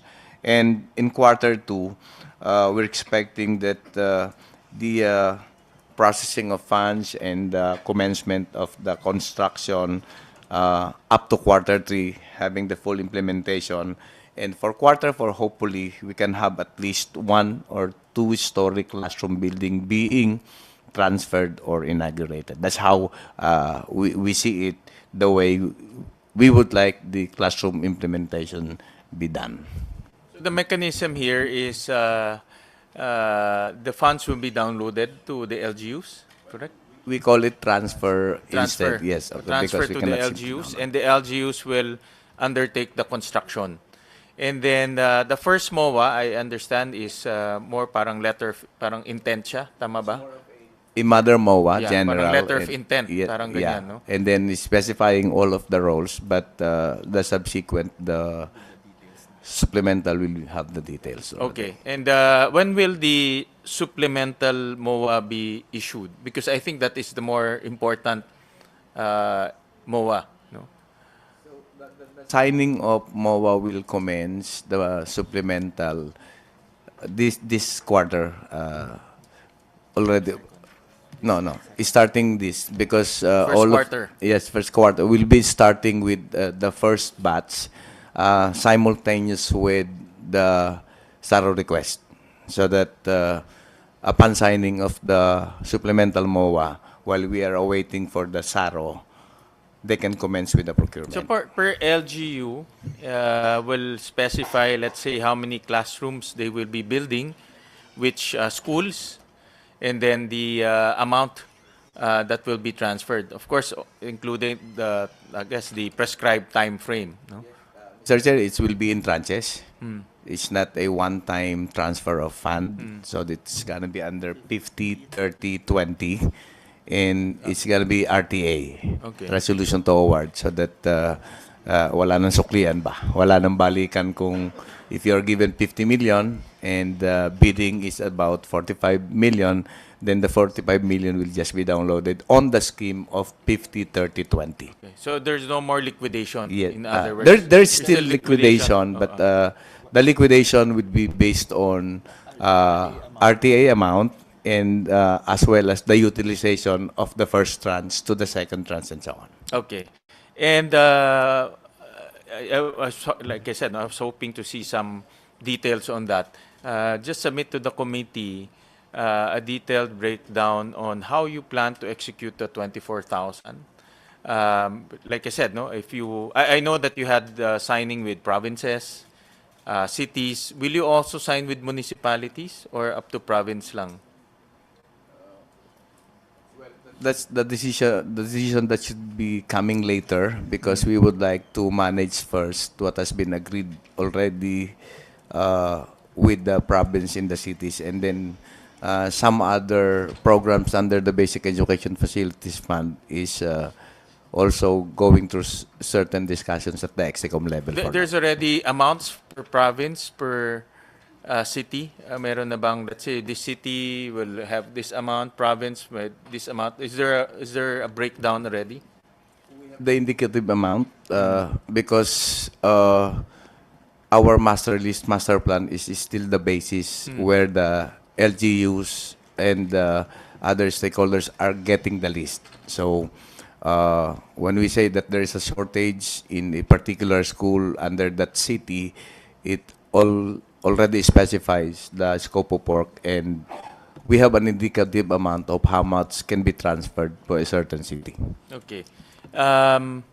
Just submit to us, Yusek Willie, Yusek Edson, the breakdown of the 24,000 classrooms for 2026. How do you plan to construct, and who you will be engaging?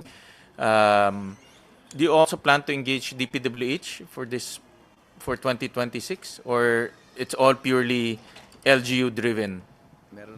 There's a portion for DPWH, but it's not really that substantial because Okay. medyo nag-back off na rin Yeah. sila eh. I think last discussion was 2,000 ba? Or that's changed na ba? All right. Yeah. I also heard from Sec Vince that even the 2,000 from last year, they plan to give it to the LGUs also, those who want, because parang nabubulunan sila eh, no? on the ground. So just submit to, I want to see exact breakdowns eh, because that's the only way we will know whether the amounts are going to be executed within the year. That's what I'm driving at eh. Yes, Mr. Chair.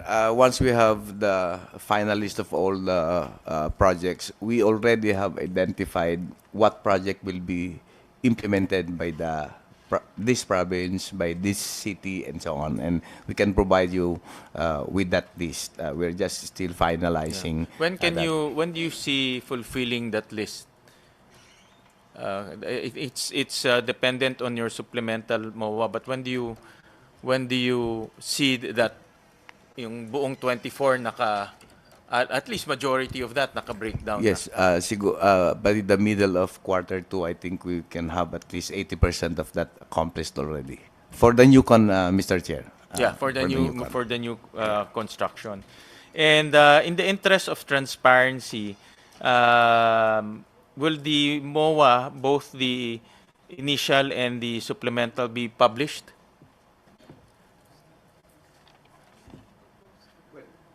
Kasi, like for example, in our case, we don't have a copy of the MOA, to be honest about it. So, kaya akala namin, initial thinking ko, ba't wala pang guidelines? Diba? May MOA na wala pang guidelines. But now you're telling us that the MOA it will serve as a guideline. So, so in the interest of transparency, I suggest that we upload the MOA as well as which LGUs were awarded with MOAs and the amounts, no? So that we will be guided accordingly. Like for example, if the 83 provinces will be transferred with construction funds, then it's good to know how much will go to Cebu, how much will go to Cavite, how much will go to, and drill down to which areas they will be constructing. So that our constituents will know that their province received it. If the province will not, I know that some cities waive their, I think Makati yata nag-waive, no? Because obviously Makati is a sui generis yan, no? They can fund everything on their own, which is good. Then we will also know that not all cities are availing or not all LGUs are availing.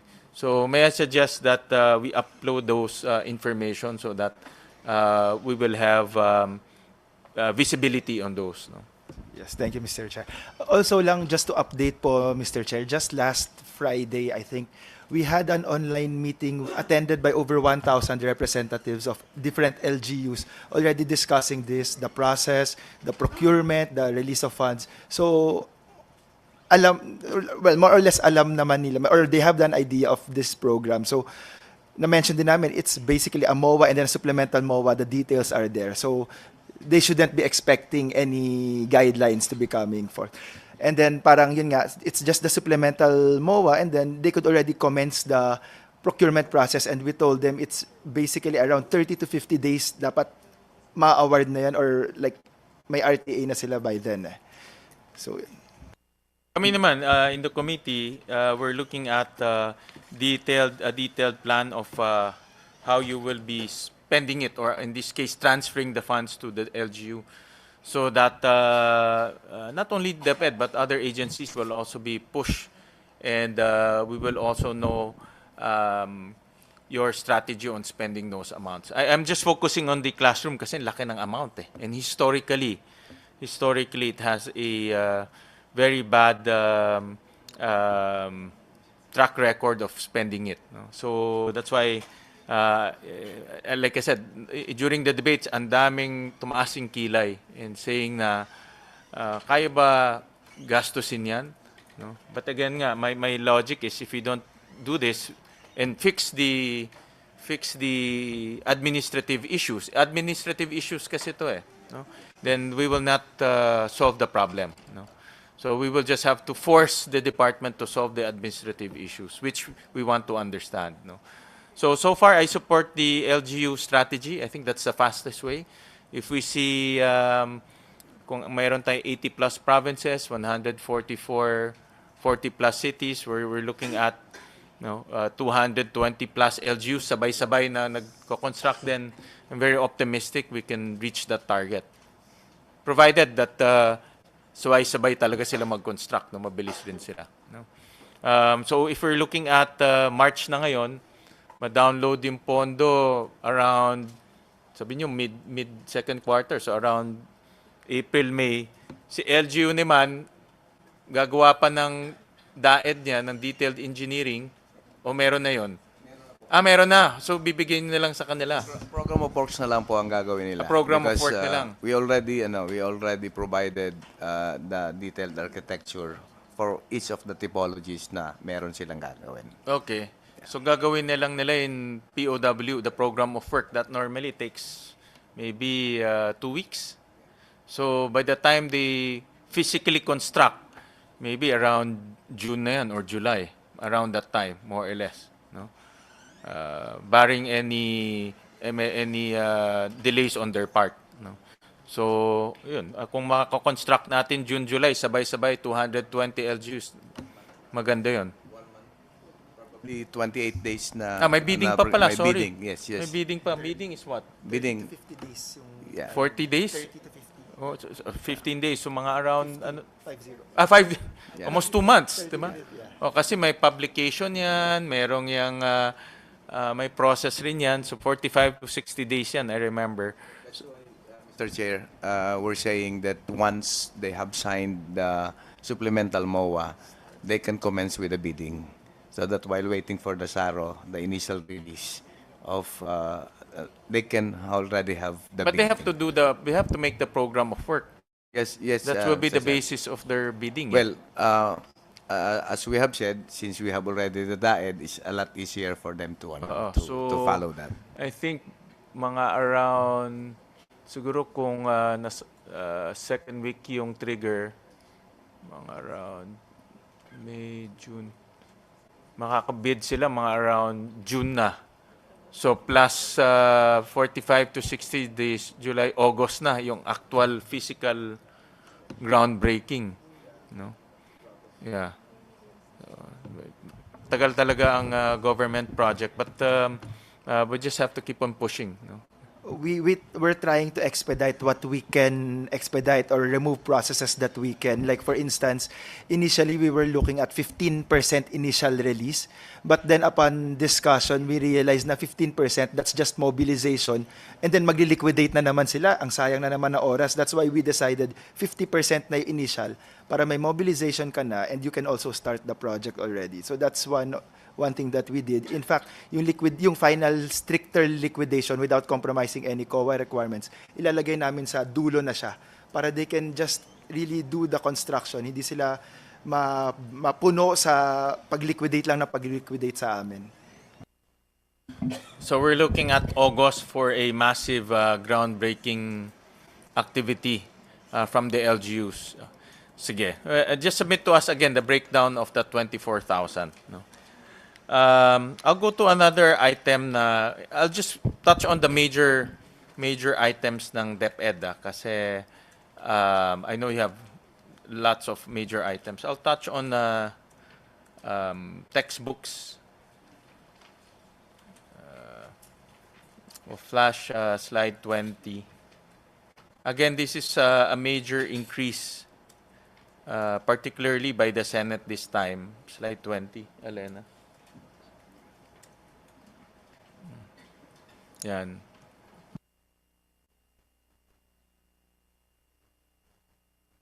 A 5-year average ng textbook is about 5.4 billion pesos.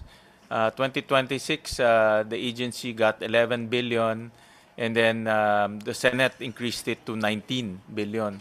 And during the hearing last year, we consulted with DepEd. What will it take to give our students 1:1 textbooks, all subjects, from grades, from kindergarten all the way to grade 12. And this is the amount that we got, no? About 19.5 billion pesos. But historically, we'll go to the next, historically, the utilization rate is really the problem. In 2025, the utilization rate is only 14%, meaning disbursement rate, meaning na-deliver yung libro. No? So, again, this is a huge debate during the BICAM, during the plenary because of the utilization. We're saying, dadagdagan nga yung pondo, hindi naman madi-deliver yung libro. No? So, we want to understand now, how is the department planning to utilize that 19 billion pesos and assure us that the books will be delivered 1:1, all subjects, grades K to 12. No? Mr. Chair, we're really working very, very hard towards that. Two particular points are relevant in this discussion. The very first one is our acknowledgement in DepEd, specifically the learning systems strand, that although budgets and we go by fiscal year, our schools go by school year. And that's very important kasi in the past po, we just do things the way we want to make sure that things are obligated by December, that there's something very wrong with that, because the children need the books when the school year begins. So that was the very, very first reminder po to ourselves. So we worked very hard to make sure that our processes aligned with the school year. And then that was aided po by this other point I want to raise, early procurement. We did early procurement amounting to 7 billion, which is really the last set of textbooks to complete what we need in the full rollout of the matatag. These are grades 6, 9, and 10. So, okay na po yan, nakakasa na, and then, okay na. No? But we need to make sure that our suppliers, the publishers, really deliver by May, to make sure that by June, may 1:1 na po na textbook. In addition to that, we are also currently in the process of producing the lesson guides for the teachers and the workbooks for the learners. So ngayon po, okay na kami sa procurement, pero it's the monitoring to make sure that the suppliers don't request for extensions. No? So yun po. Yusek Corazon, you mentioned 7 billion. That's for 2026. Naka-request na kayo ng 7 billion Yes for 20, po. out of the 19 billion. Yes po, through the early procurement. So Pero- naka-procure na. Opo, pero kung Nakabili na. na-request na yung money mismo, But okay yun, kung Okay. naka-procure na siya. yes po. Then at least Yes. we're just awaiting for publication and delivery. No? Yes po, pero yung ready to award, resolution to award, okay na. Okay na. Na-award na rin. So 7 billion worth of textbooks has been awarded to specific suppliers, Opo. different suppliers. Okay. And that will be for school year 2026 2027. And we want specifically to make sure that these are with the schools by June. Kasi nga po dati parang anytime during the school year kami mag-deliver. Actually, tama ka. Actually, dumadating yung libro, tapos na yung school year eh. May maraming ganyan. Alam ni Willie to. Alam ng mga DepEd personnel. Tapos na yung school year, tsaka lang nadi-deliver yung libro. No? So, are we assured that that will not happen anymore? Again, the funds are already here. Ang kagandahan, may pondo na tayo. Opo. And based on the estimates, it's 1:1, all grades, all subjects. But the key here is the delivery of textbooks to our schools. Yes. And in the past, I know in the past, pinag-usapan rin natin to sa EDCOM, that the procurement procedure for textbook is really very cumbersome. No? Yes. Iba yung manuscript, Yes. iba yung printing, iba rin yung delivery. No? So you're Yes. talking to 3 different suppliers, multiple suppliers, but 3 different activities. Yes No? po. And that's a practice po that we were able to correct so far. So from 461 days total process for procurement, it's now down to 145. But we took out, all those writing of the manuscript. So we went by whatever were already available in the market. So napaikli po yan. Si Also, suggestion ng EDCOM yan. Just use the existing si Sexani is member ng EDCOM, no? So he was very active during the EDCOM meeting. So I'm sure that nakuha niya yung suggestion niya doon, no? Yeah. Okay. so bali po, Mr. Chair, siguro ang sa amin ngayon, very, very, very close monitoring na talagang as intended, kasi okay na na procure na and all, pero baka dapat bantayan po bawat step of the way. Based on your timetable, that 7 billion, aabot siya sa May. May. That 7 billion out of the 19, what will happen to the 12? Malaki pa yon. That's a major... Ito po Amount. yung sa mga core grade levels. On textbooks po, meron na kasi tayong na-procure in the past, no? Yan, so at least ito po yung kailangan natin important. Pero there are other procurements like the 1.6 million kindergarten workbooks, the others po that I mentioned, teacher's manual and workbooks for the learners na very important po to ease the workload of the teachers, but maybe more importantly, for the learners to have something to work on and write on.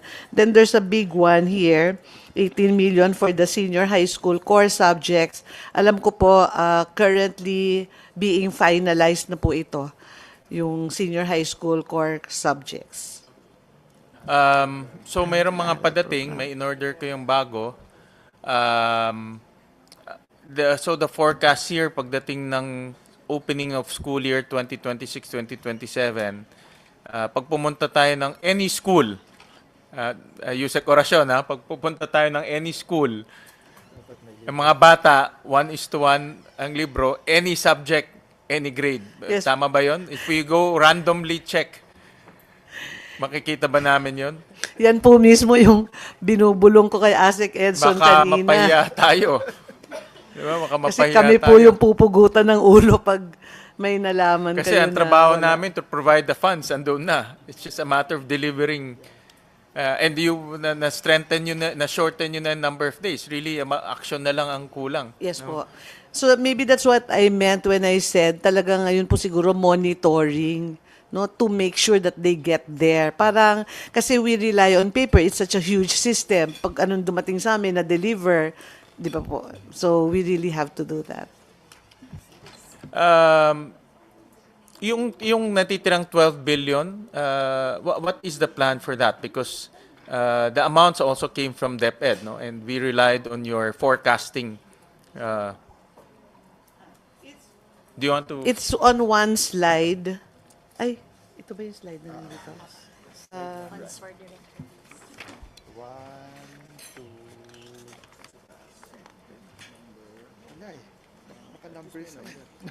Number sign lang. Pero sige, ito na lang.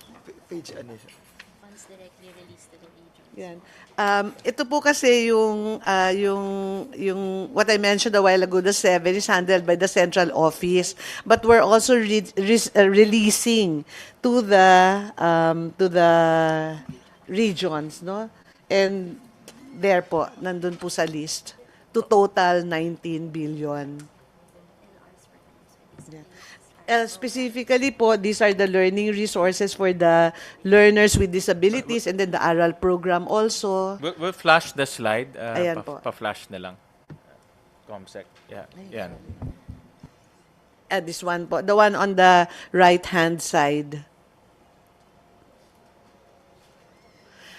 Yung 7 po, yung grade 6, 9, and 10.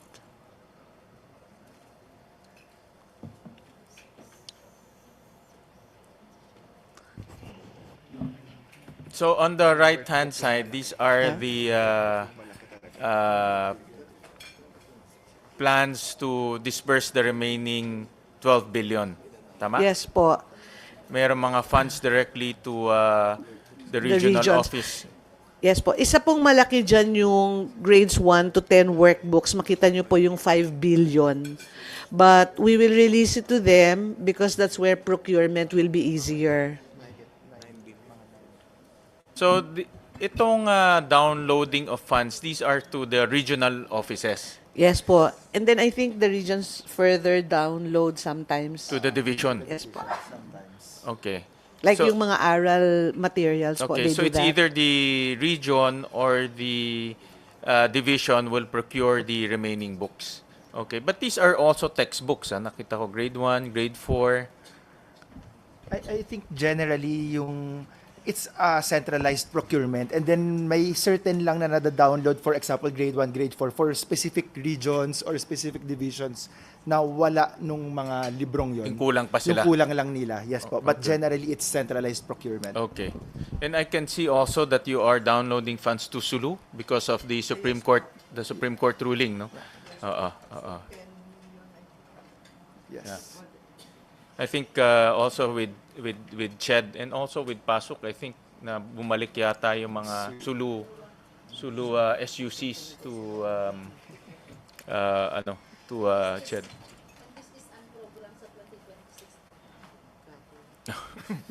It's another issue.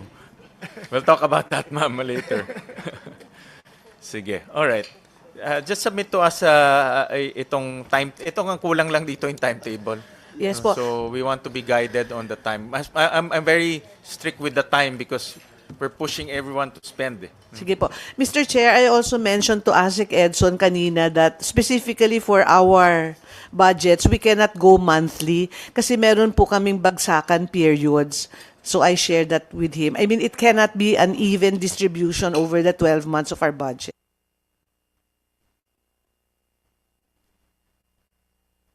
Okay. And the regions can also do procurement. Yes po. And faster po. Faster, oo. Ano lang kami, siguro ang what I need is the timetable on procurement and delivery. I understand that it's not even, no? Iba-iba yung delivery times, iba. But I want to be guided on how the 19 billion will be spent and when will it be spent and the delivery times. Kasi ang problem with textbooks based on our EDCOM discussion is the delivery. It's not the obligation but the delivery process sometimes takes 2 years, no, to deliver textbooks. Kaya nga dumadating yung textbooks, tapos na yung bata, nakagraduate na, padating pa lang yung textbooks.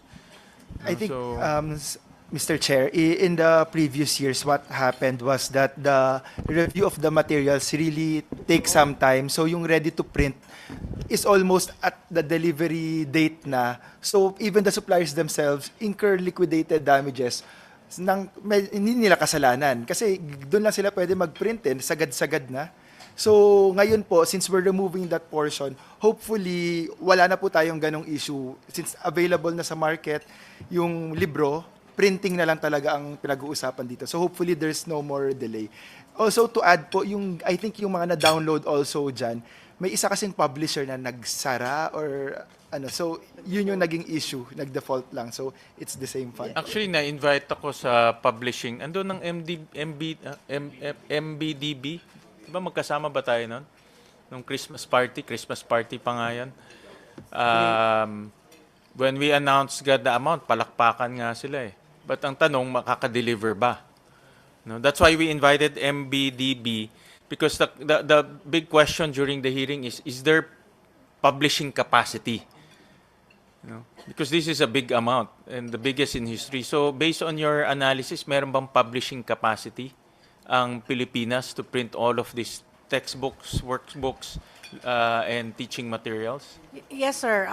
Kasi we have a program called TADFI, which is tax and duty free. So they can now import paper from other countries. So that is a big help for the publishers in the resources. Meaning, before, we don't have a paper, they import all the paper, no?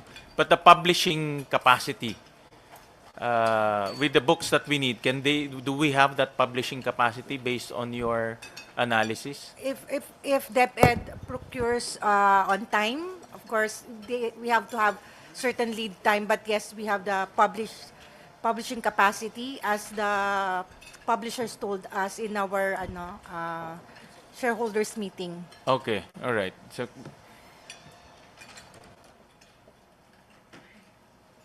So right now, Yusek Oracion, we don't do the manuscripts anymore, no? We just buy existing titles. Yes po.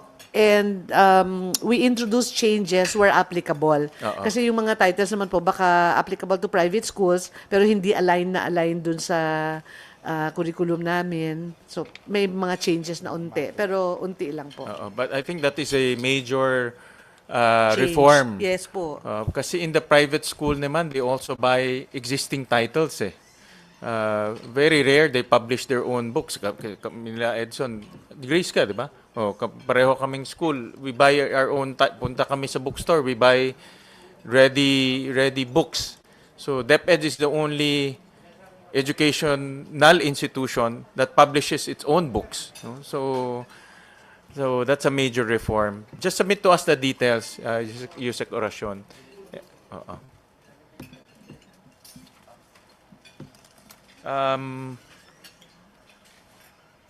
Another major program that we added is the feeding program. And this is a major reform that we included. I'll just flash on the screen. This is also based during the budget hearing last year. Slide 37, Elena. So, historically, ang feeding program receives about 7.7 billion pesos. For 2026 NEP, it increased to 11.7 billion pesos. But the Senate increased it to 28 billion pesos, 28.6 billion pesos to be exact. And the reason for this is we want to now cover universal kindergarten, universal grade 1, and then targeted for 1 to 6. But increased it from 120 days to 200 days, meaning the full school year. Dati kasi kalahating school year lang eh. So kalahati, dati nangyari, kalahating taon, magiging healthy sila, kalahating taon, malnourished sila. No? In one school year. No? So parang it doesn't make sense. Diba? So that's why ngayon, full school year, healthy sila. Diba? Yun ang, yung summer slide, no? Yeah, that's another problem that we need to solve. Totoo yan. Si Dr. Racion was our partner in the feeding program. Yung 2 months na nagbabakasyon, nakikita natin, nag-slide sila. But we'll address that later on kasi outside of the school na yan. You know? It's be outside of the scope of DepEd. But nevertheless, itong 28 billion is a challenge. No? Because we now have to feed 4 million kids. You know? Almost 5 million kids. Ngayon is about 2.2 million kids that we're feeding. Now we're going to feed 4 million kids, almost 5 million kids every day, no? Consistently with nutritious food. Paano natin gagawin yun? Can you give us your strategy on how to achieve this? Yes, Mr. Chair, good afternoon.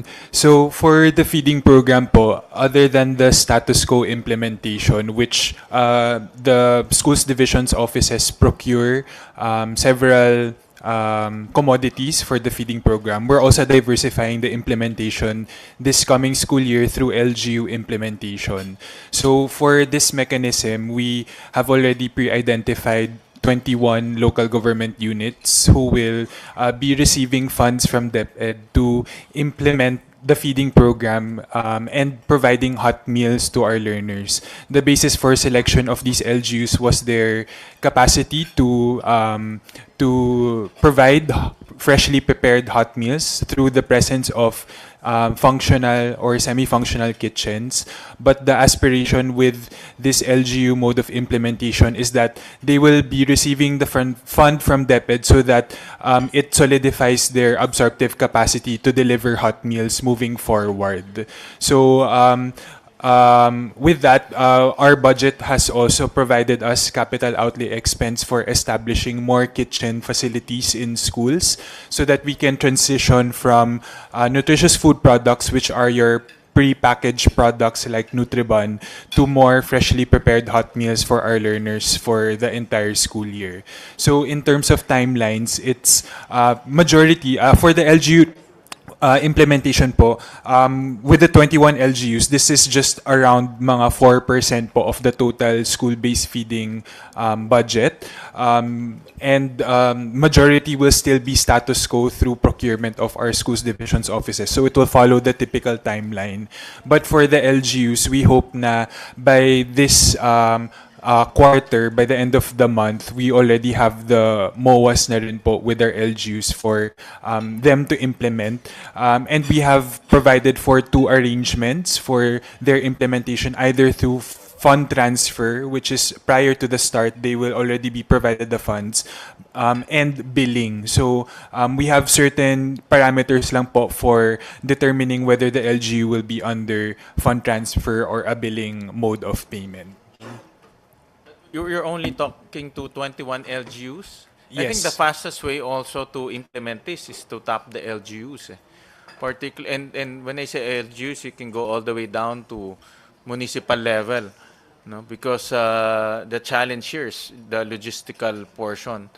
And I understand in some LGUs, where you have a feeding program, it's the schools that buy yung mga gulay, mga pagkain, tapos nagluluto sila sa loob ng school.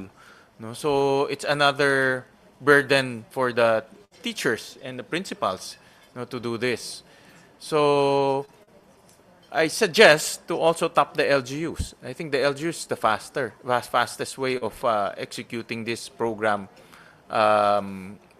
massively nationwide. No? Pero parang ngayon, 21 LGUs pa lang ang natatap natin.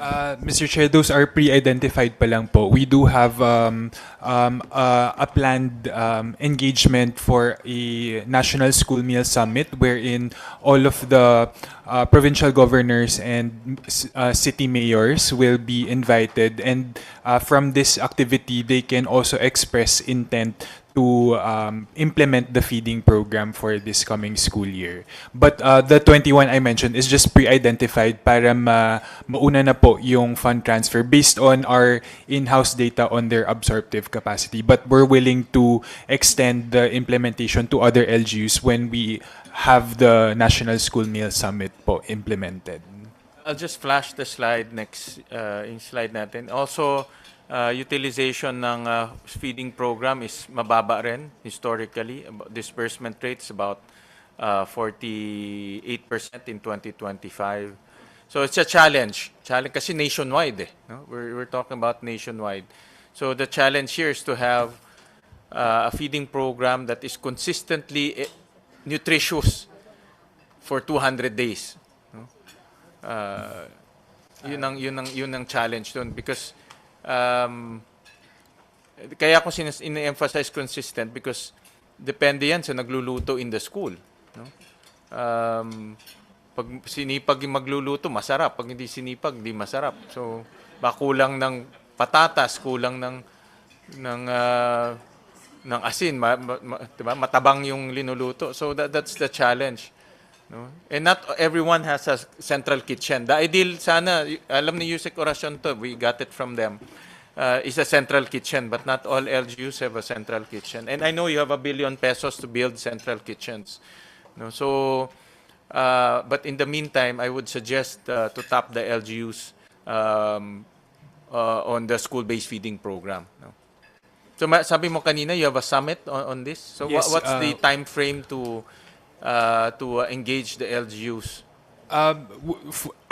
It was scheduled this March, Mr. Chair, March 26, but we had to postpone it kasi it was coinciding with the moving up ceremonies of our schools. So this might probably be rescheduled around April po, wherein we are engaging all of the LGUs, and this is in partnership also with the Union of Local Authorities of the Philippines, similar with the implementation of classrooms. Ako, Yusek Edson, let's tap the LGUs kasi yung mga LGUs natin, una-una excited yan na merong pondong bababa sa kanila. Alam mo naman yan, excited yan. Lalo na yung mga municipalities or mga far-flung provinces. And then second, they can show something to their constituents. So you hit two birds with one stone, a political success and as well as program success. No? So I really suggest for the feeding program to tap the LGUs because they're scattered all over the country. Yeah. Yes, this is noted, Mr. Chair. Yeah. And I also want to ask, we also invited the National Dairy Authority, Philippine Carabao Center, because for the first time we downloaded the funds directly to them, no, para hindi na from DepEd the transfer pa sa inyo. So may we get an update on first the National Dairy Authority on the 1.8 billion pesos. This is for the milk feeding program component of the feeding program. No? Can you walk us through how the 1.8 billion will be spent? Hindi ito nationwide, no? Imposible.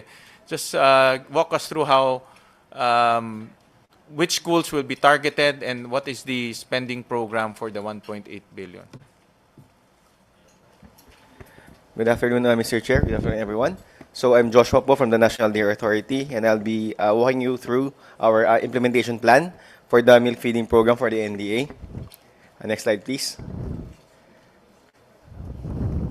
For the budget po, we have around 1.8 billion total program allocation for the NDA stakeholders po. So we have farmer cooperatives and some also private farms that are participating in this program. So the target beneficiaries po is around 2.7 or around 2.8 na po yan, million children. And we allocated the budget first for the milk supply of around 1.7 billion. So this is with respect po dun sa proposal po ng DepEd na 21 pesos for 30 days. And we also allocated some budget po for administrative expenses, like for example for milk milk distribution and monitoring, for salaries of our prospective job orders, and also travel expenses, communication expenses, and some tools and equipment that they'll be using in monitoring for the milk from the dairy plants up to the drop-off points to where the milk will be delivered. Also, some administrative expenses for office supplies and office rentals amounting to around 7 million. For the implementing guidelines, currently we're in talk with the DepEd po. We're in negotiations for a joint administrative order, or a JAO, between the DA to cover both NDA and PCC and DepEd. So this includes operational guidelines, the also and responsibilities of all parties, the reporting mechanisms, especially in times of coordination during deliveries, and also monitoring coordination protocols in cases of unforeseen circumstances like, for example, cancellation of classes, so to harmonize our deliveries. So for the procurement plan, the NDA and the PCC, we both agreed that the main modality to be used will be negotiated procurement under Sigip-Saka. So the coverage and is to supply and delivery of all the milk products from the plants of our farmers and cooperatives. Will procure the milk directly from them and to be delivered to the designated drop-off points of the DepEd. For personnel, we'll also procure some personnel needed to help us monitor po. So, since the proposal po of DepEd is nationwide, all SDOs are covered po, we stick with that, and we'll be hiring po personnel to monitor every SDO. Although in our implementation plan later, I'll show you po how will we target po the whole nation. And letter C and other supplies and other expenses po as presented earlier. Although one of our challenges is the SARO is currently still with the DBM, and I think they do not have yet the authority to approve our proposal. Thus, it still requires approval from the Malacanang. Next po, for procurement activities. So we already prepared po all the necessary documents for the issuance of the SARO and for Q1. And we're also now meeting with our farmer groups and also with DepEd for the supply mapping of the program. And procurement will commence once we'll get po yung SARO from the DBM. And although we're starting the procurement then just short of award. That would be our strategy po. Pending the issuance po of the funds to us. That will be in Q2. So for quarterly targets, we initially proposed to start it around July. So for Q3 to cover, since this is 30 days, Monday to 30 days only, and school days, it will cover around 6 weeks. So we will target batch 1 of the implementation from July to August, mid-August, then batch 2, mid-August to September, then batch 3, October to November. Although initial supply mapping was conducted 2 weeks ago with the PCC and all of their coordinators nationwide to determine supply sources and batching of the DepEd SDOs for the 30-day or 1.5 months implementation. Although we also have in the pipeline a proposal to, in order to accommodate then the supply of our farmers, we're also proposing, instead of the 3 batches, we'll try to make it 4. with the procurement, all the procurements happening in 2026, while the implementation will start still. Batch 1, July to August, Batch 2, August, September, Batch 3, October to November, and we'll have a Batch 4 later in the school year from January to February. This is to accommodate po yung production cycle din po ng ating mga farmers in order to address din market po during those time. Next po, so program outcomes, we target to serve all of the target beneficiaries as proposed by the DepEd in 2025 for the number of feeding days, 30 days on the average, although it is still subject to actual enrollment of beneficiaries. And for total volume, we're targeting around 16,799,790 liters of milk to be delivered to cover 126 SDOs, and with the total milk sales of our farmers of 1.7 billion in possible milk sales for them. For monitoring and accountability measures, we will conduct the following monitoring activities. So, first, laboratory testing of milk supply during procurement and during deliveries. And number 2, initial inspection and acceptance of milk during deliveries in all drop-off schools. So that is why we will be requiring to hire some contract of service personnel in order to help us monitor all their drop-off points. And number 3, we will also conduct random inspection of milk supply compliance in processing plants. So monitoring shall be reported and consolidated in the NDA Central Office po. For compliance measures, in compliance with the special provisions of the 2026 GAA, the NDA shall prepare and submit monitoring reports 30 days after the start of implementation and quarterly thereafter. So since our target start is in July 2026, our first initial report will be on August. Then the first quarterly report will be on September, and second quarter report po in December po, 2026. Other relevant spending related information or data necessary to assess the implementation readiness and absorbing capacity. Well, one of our challenge nga po, as I have said earlier, is on fund approval, since the budget po is under locally funded in GAA 2026. And currently, we have submitted po all the required documents for the SARO. Although based on our experience po, our SARO of locally funded programs are usually released late Q2 to even Q3 or Q4. So, up to now po, what we can do is to initiate procurement, however, short of award. So, late fund release might translate po to either late implementation, mamumove po namin yung aming schedule, or we can start the schedule, but unfortunately, it will also translate to late payments naman po for farmer deliveries. Yun po yung major challenge po namin for this implementation po. That will be all po. Thank you. Thank you. And I understand this is for 30 days? 30 days only. And then you're targeting 2.8 million children. Yes, sir. In 206 SDOs. 126, sir. Oh, SDOs. sorry, 126 SD. How many schools? Lahat. We don't have yet the numbers po from the DepEd, but we have identified drop-off points po from previous implementations. This is around 2,505 drop-off points. Is it more efficient now that the funds are lodged under NDA? Yes, sir. I think it is more efficient now because before we will still have to Wait for the transfer. have fund transfers po. May MOA pa. May MOA pa, yes, sir. Oo. So ngayon, it's via special provision na lang. Apo. Diba that's the guiding, parang that's a legal basis. Yes, sir. Okay. And then, which areas and provinces? We have identified po with PCC all SDOs, and we will cover all po.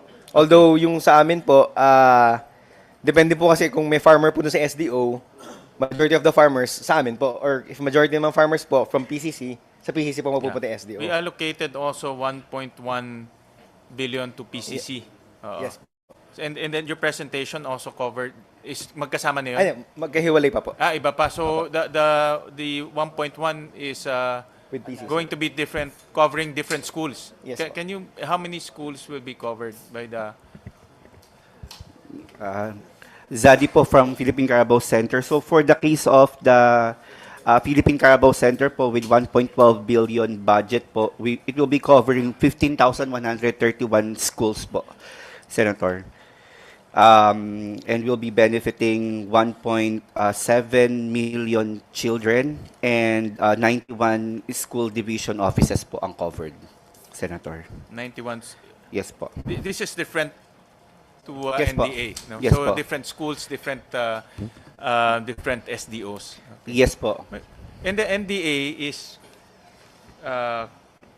cow's milk. Majority po cow's milk, but we also assist po kasi some Carabao farmers So din. pareho lang Carabao. May diferensya ba sa Carabao and cow's milk? Ko lang alam kung Sa raw po, may difference po. Mas mataas po ang fat ng Carabao's milk, although for the finished product, we standardize it po. Okay, okay. But all of these are domestically supplied. Yes po, they will be supplied po by our local farmers po and cooperatives. So local cows and local Carabaos. Yes, sir. Okay. Walang imported. Tinatarget po namin na wala na magsusupply po na imported. Although with negotiations po kasi one of the challenges din po is yung mga last mile schools. So for last mile schools, we're proposing sterilized milk po sana for them. Although meron pong mga request po na sana powdered milk. Yeah, like for example sa NDA, which province?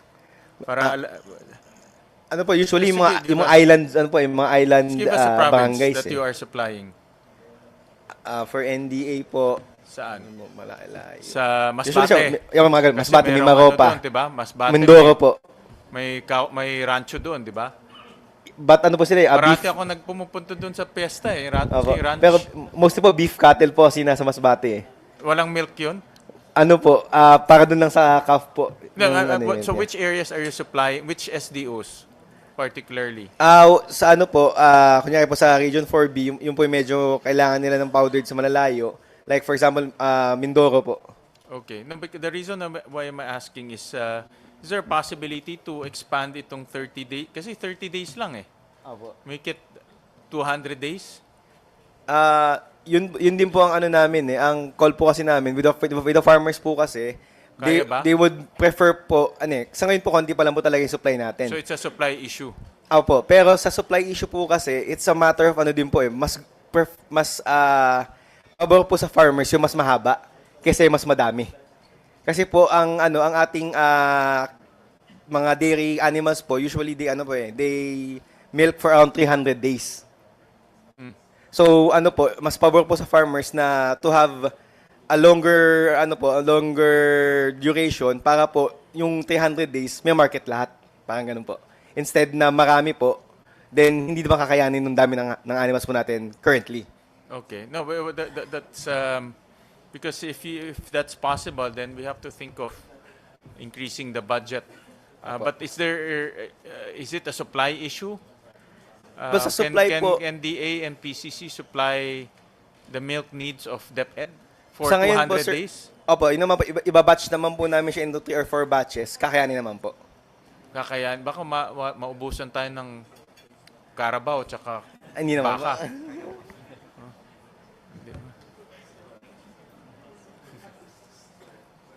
No, that's for the 2027 budget. But I was thinking, I was trying to understand.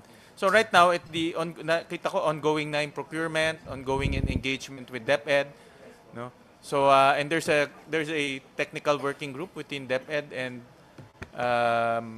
PCC and NDA. Yes, sir. So you're working together. Apo. Okay, sige. Thank you for that. So for the feeding program, that's what we suggest to engage the LGUs and just submit to the committee a time frame on when do you plan to formally engage with the LGUs, what you will also transfer the funds, so a time frame or the timeline also on the transfer fund, so we will monitor the movement of the budget. Of course, this is outside of the SARO. I know the SARO is another question, but we want to just monitor the spending timelines of the different agencies. No? Yeah. And last among the big programs, marami kasing program ang DepEd is the ARAL program, no? Which is another major increase. I'll show on the slide. In the NEP, this is slide 45, we increased it. In the NEP, it's 4 billion pesos. This is a new program, no, for 2026. Then the House increased it to 5.6 billion pesos, and then the Senate increased it to 8.9 billion pesos to target 6.7 million learners for reading, and then 8 million learners for math. No.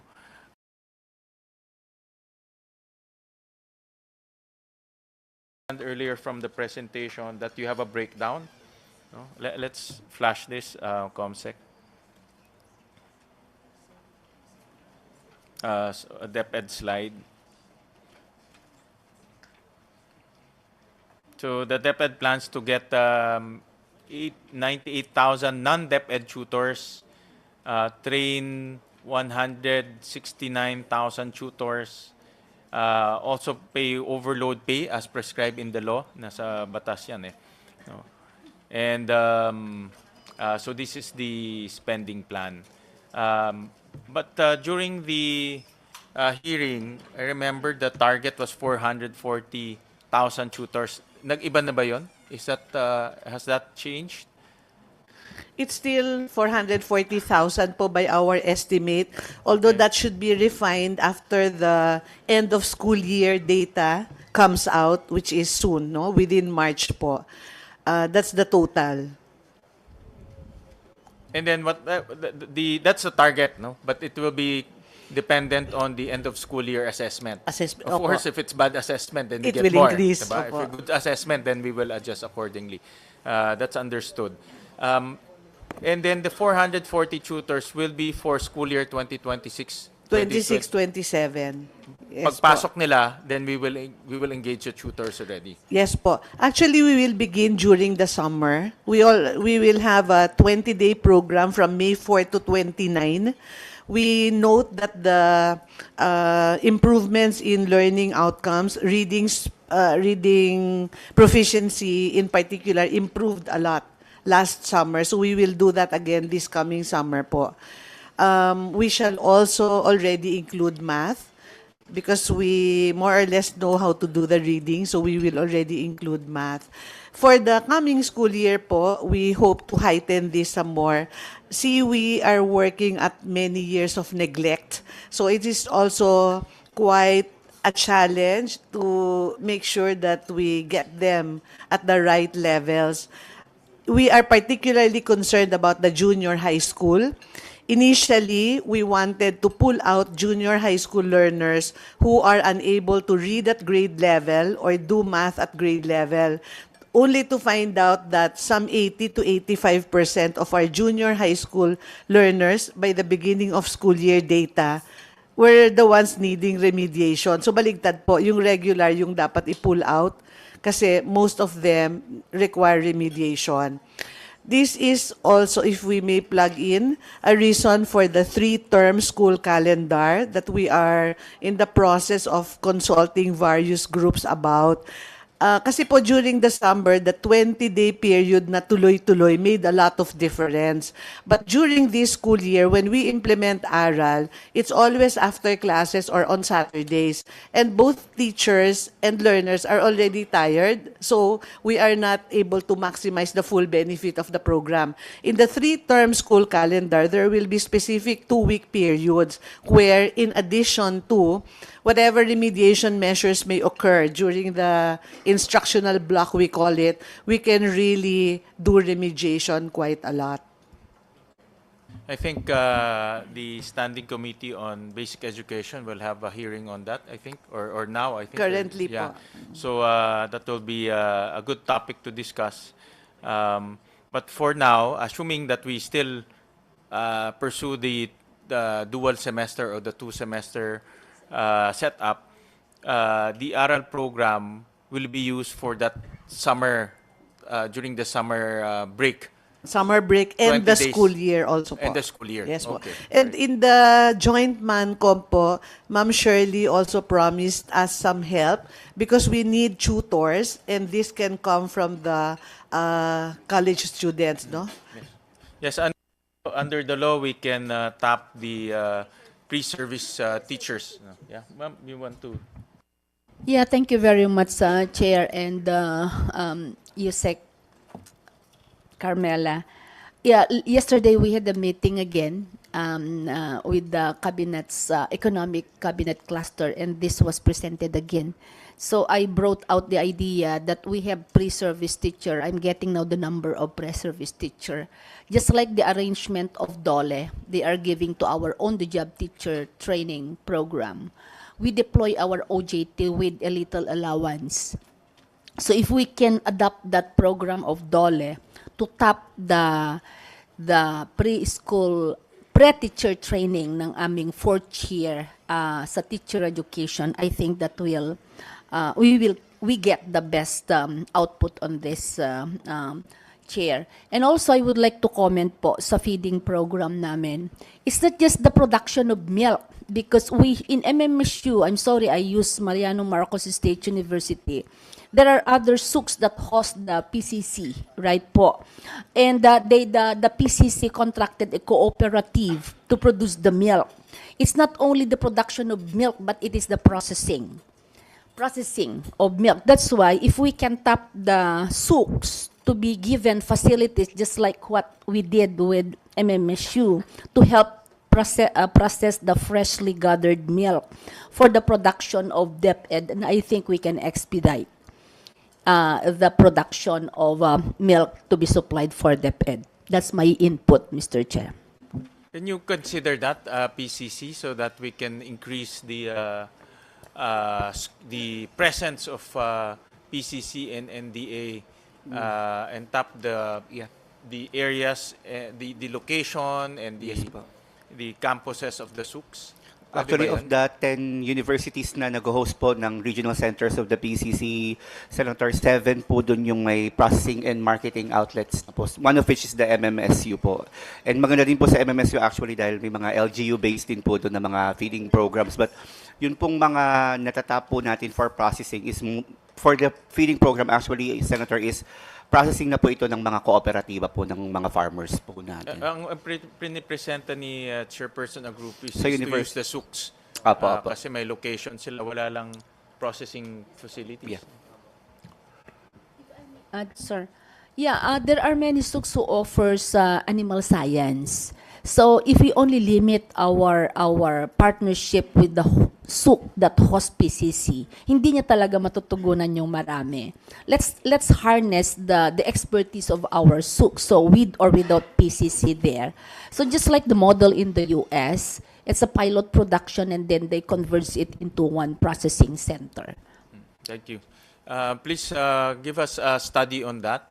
And do you have a study na pag nagpapainom ng gatas, we all know na mas lumulusog, but do you have evidence here in Philippine setting that those schools that we are providing milk with are mas healthy or they have better Yes po. learning outcomes? Meron bang mga ganyan? I know of a study po from FNRI, there's one, and also one in UP Los Baños. It's universal understanding. I think that's no debate. But just study this possibility. Ito for 2027 na budget, but study this ahead to increase the number of days from 30 days to ideally sana 200, diba? Yusek Edson, ideally 200. But just give us a study on how much will be needed, logistical requirements, and also those areas that we should be covering, in coordination, of course, with DepEd. All right. So going back to the ARAL program, just submit to the committee, Yusek Oracion, again, a timetable of the hiring of the tutors, and also the timeline on in which the amounts will be used for the tutors. No? So this is in line with our, we're tracking down the spending timelines of the different agencies. So those are the 4 top programs, biggest programs of DepEd. But I want to, baka makalimutan lang to, Yusek Edson. The DepEd also requested 200 million for a Philippine secondary leavers assessment. Actually, request to ni Secretary Sani through EDCOM, and it's lodged under UP. But this is going to be used for DepEd. So baka makalimutan nyo lang gamitin. No? But it's under UP, and but this, I remember this is a an EDCOM decision. You know? Chair, we might want to share. Yes po, Chair. This is one output of the trifocal meeting namin because we want to standardize the competency assessment across senior high school. So para we can give them proper guidance which degree program they will be getting, Mr. Chair. So this is one output of our trifocal. Kasi dapat iisa because the upcut of UP and the entrance exam of UP is serving them well. So para po magiging standard yung assessment based on the readiness and competency of the senior high school, we came up to this project, Mr. Chair. Bear in mind na merong nakalodge, but that's for the use of DepEd. No? So I suggest you connect with UP. Nakalodge siya under UP. Mr. Chair, if I may. Yes, go ahead. Yeah. Mr. Chair, TESDA is also part of the discussion with UP, the team led by Dr. Leo Cobilan, Vice President of UP. And actually, Mr. Chair, TESDA is volunteering also its assessment centers to be used for the administration and deployment of the instrument in Q3. At this point, Mr. Chair, we've had meetings already with Director Clarice, also from DepEd, as part of the discussion during the TRICOM summit in Lawag. And we've had follow-through meetings already with Dr. Leo.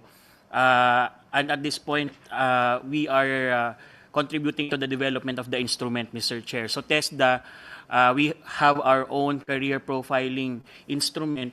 And the discussion is that we might be integrating items or questions between the PhilSA and then the career assessment and career profiling instrument of TESDA. So, malinaw naman, Mr. Chair, so far, ang deliverables ng bawat agency and then in the development and in the deployment and administration of the Philippine Secondary Leavers assessment po. Thank you for that, DDG Galo. Just reminder lang, baka lang makaligtaan. That way you have that amount there. No? So I'll jump to Ched, Chairperson Agrupis. I'll take advantage of your presence. And the biggest amount is under the tertiary education subsidy you mentioned earlier. I'll just flash on the slide. No? We started, NEP is about 20 billion, then it increased to 26 billion for 2026. Yan po. Nag-increase siya. The Senate added 3 billion plus. But we also noticed this is just a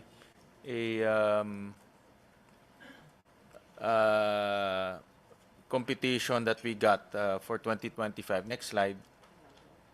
That utilization rate for 2025 dropped. No, we get some clarification on that. And also, there's a special provision that we included here. You mentioned that earlier, but I want to discuss that again. On regulating beneficiaries from low-income household, primarily the four-piece beneficiaries. No? Before kasi na dislodge yung four-piece beneficiaries.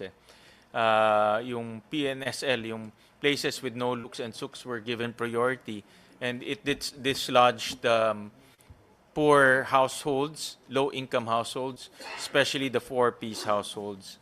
So may we get some update on the tertiary education subsidy? Thank you very much, Chair.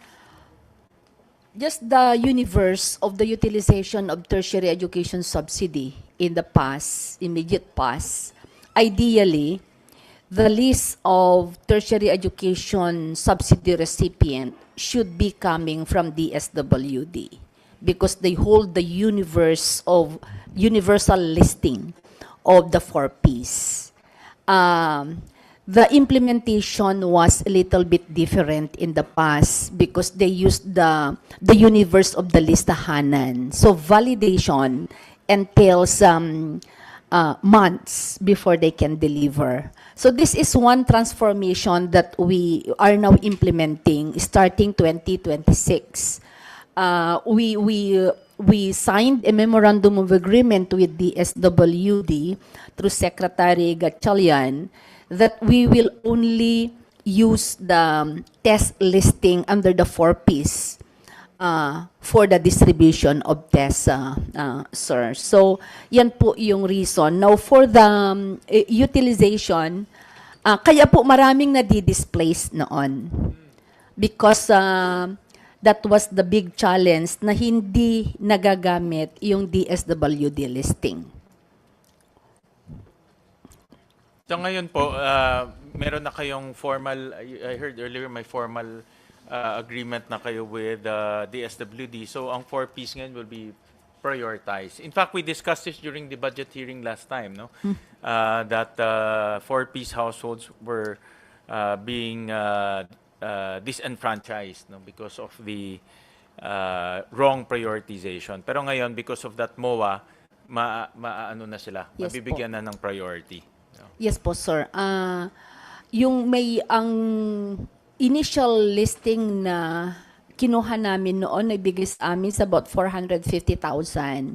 But based on the result of EDCOM, hardly they get only, 4Ps are only able to enroll about 30 to 35%. So for budget purposes, we target 50 to 60% of the initial listing that the SWD submitted to CHED. But now they reclean it, they revisit it. We now have 371,000 students. So 371,000 students from 4Ps are eligible. Are eligible. For TES. Yes po. Meaning they pass the entrance exam.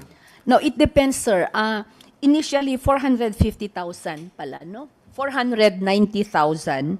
But after recleaning it, it boils down to 371,000 recipient. This senior high school graduates will either go to TESDA or higher education. But that 371,000 is not does not mean that they have passed the entrance examination. That's only the universe. That's the universe of the qualified for qualified. peace. Yes Okay. po. But they have to pass the entrance examination. Entrance examination. Go to college, di ba? Yes, sir. That's the purpose now of the unified entrance examination that we are piloting. Okay. Okay. All right. And may I ask, how come in 2025 the utilization rate went down to 26%? I showed earlier. Yes, sir. I think may I ask kung ano as of anong date po 'yon because This is as of 2025. no? yes, sir. Yes, that was the number that we December 30. Yeah. That's from the saan si Adnan? Yeah. Yes, sir. That was the number we inherited. But now we already able to deliver it to 86%. For 2025. Yes po. The ending. Nabayaran na namin until now. As of this date, Ang ibig sabihin lang naman yun, hindi sila nabayaran eh. hindi nabayaran. Oh, hindi nabayaran yun. So for ending 2020, fiscal year 2025, what is the utilization rate? right now? 88.16. Okay, all right. I think this was... But specifically, sir, sa test, it's 85.16. Yung sa free higher ed, which is for the looks, we have 99.94%. Okay, all right. And the amounts, yung requested amounts, the 26 billion is for school year 2026? Yes, yes, Tama? yes. 2026, 2027? Yes po. Okay, all right.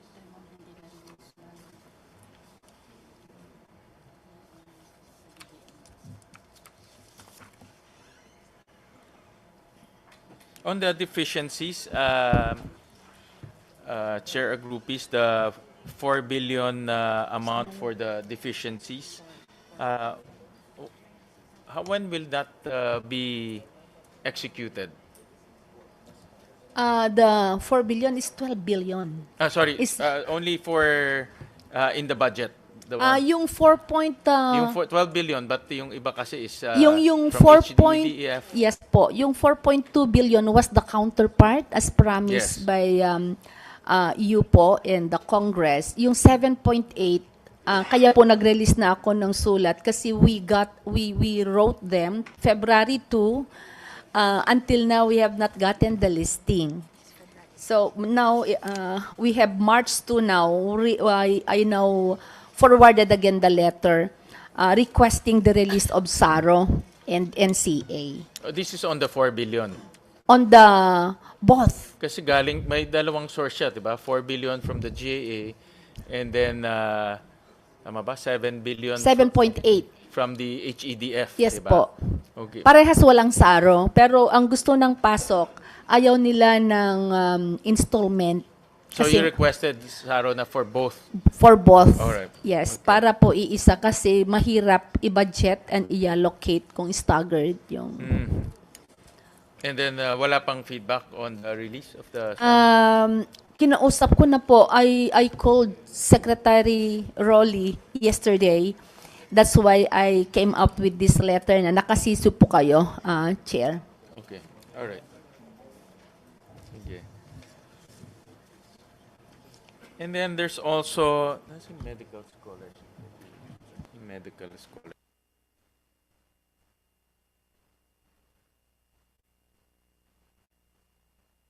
I'm just going to touch on the major CHED programs, Chair Agrupis, because like DepEd, marami rin kayong mga programs, but I want just to touch on the core programs. TES is a core program, and I understand that majority of the disbursements will probably happen third quarter, tama ba? Third quarter, fourth quarter, because that will be for school year 2026-2027. Yeah. Just submit to us na lang a spending plan on that. Meron na kanina nakita ko sa presentation. Just reduce it na lang to a letter form. And then there's a program that that the Senate paid attention to, yung MSRS, in Medical Scholarship and Return Service Program. We increased it from 900 million, slide 58, we increased it to 1 billion. And that will cover 1,000 new scholars. Yes, Chair. The MSRS, the 1,095,000,000 for 2026 will cover 5,105. And the mechanism of allocating it across the region is based on the data coming from the OH. We developed already an equation to make it inclusive. But 1,000 ang bago, no? Out of the 5,000. Is that correct? Yung for 2026 is 5,000 out of the 1,095,000,000. The 1 billion will cover, in our notes, 1,000 new and 2,800 current. So a total of 3,800. That is in our... We'll flash it. May we clarify this, sir, because the 2025, the requested additional amount for 2025 is already covered. It was released later, sometime in November na. But this one, which we are going to implement school year 2026-2027, will cover new MSRS na 5,000. Is that correct? In fact, this was an intervention of Senate President Tito Soto. Is very particular with the let medical me check. scholars. That's why. But if it's 5,000, so much the better. Because in our notes, it's only 1,000.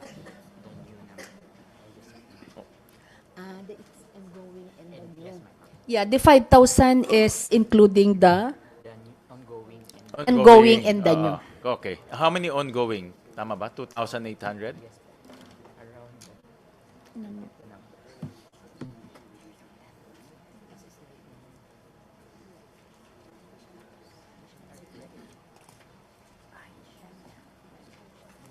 The scholarships.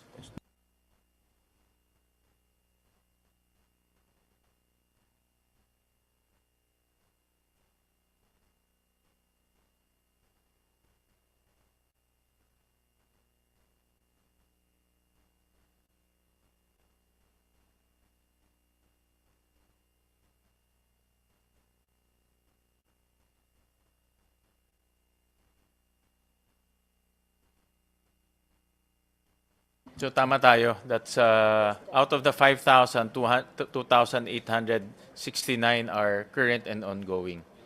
No? Yes, yes, Chair. All right.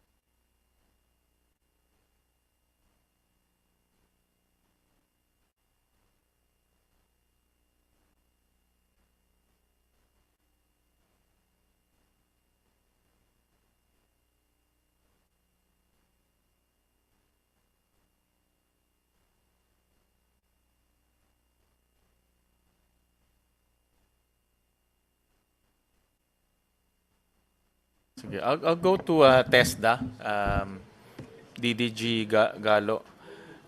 Yes, Mr. We'll Chair. focus on, like you mentioned earlier, 80% of the budget of TESDA is MOE, and majority of that will be scholarship programs. No? So we'll flash on slide 63.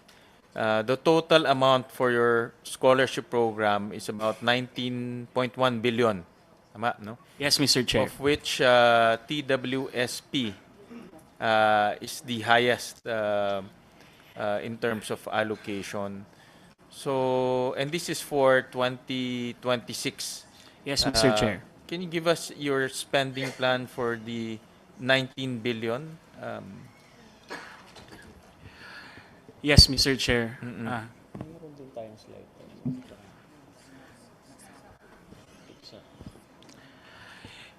Mr. Chair, as part of our presentation earlier, we showed the quarterly spending plan, utilization plan, which indicates that for the first quarter, we hope to utilize around 20% to 30% of the funds allotted for TESDA. Mostly, sir, for scholarship. So we already issued, Mr. Chair, the guidelines for the distribution and allocation of our scholarship programs. And already, this February, we already authorized the first round of allocations. And the target the priority and target sectors, Mr. Chair, being first, how we could increase enrollment in electronics, semiconductors, healthcare, and in AI upskilling particularly. The challenge, Mr. Chair, is that the implementation readiness of the institutions are still in its early stages. Ibig sabihin po, wala pong kulang sa trainers, kulang po sa assessors, at kulang sa registered providers. So those are the constraints, Mr. Chair. But with the instruction of Sec Kiko and the direction of the Secretary, we are aiming that by June, we will be able to distribute, allocate, and authorize the allocations of our scholarship funds at around 45 or 50% by June. I'll flash on the screen itong sinasabi mo. So first quarter, can we flash test the presentation? So the first quarter, you target a utilization rate of 6%, 6.9%. For the scholarship lang to. And then you target to have 18,000 graduates. Tama? Yes, Mr. Chair. I will just flash it so that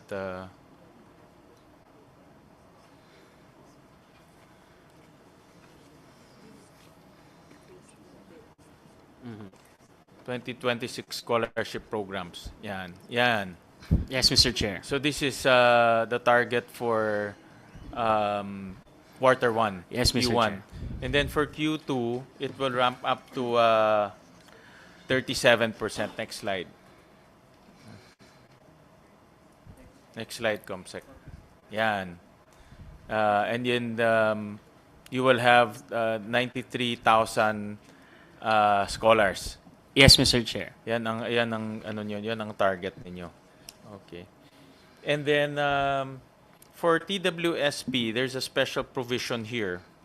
Priority shall be for training, upskilling, reskilling of Filipino learners, workers, professionals in artificial intelligence and related technologies, creative industries, semiconductors, and manufacturing industry, and healthcare-related programs.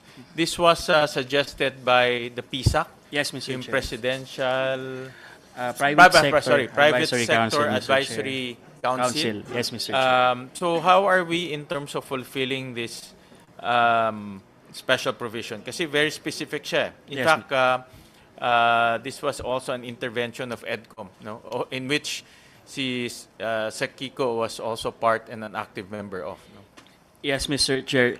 Mr. Chair, I'll focus first on artificial intelligence upskilling. So this February, we already met with the Analytics Association of the Philippines, which is also a designated co-chair for the body that should formulate the AI roadmap, AI upskilling roadmap. And together with EAP, we already came up with an internal implementation plan for TESDA. So for first quarter, Mr. Chair, we have identified implementation-ready courses. Ibig sabihin po, merong registered program, merong available trainer, merong assessor. So by March, Mr. Chair, by this month, we will be able to kick off already the AI upskilling program together with AAP. So we have identified around for the first round of scholars for AI upskilling programs. We have around 4,000, Mr. Chair. 4,000? By my Under TWSP? yes, sir. For Dami, yes, sir.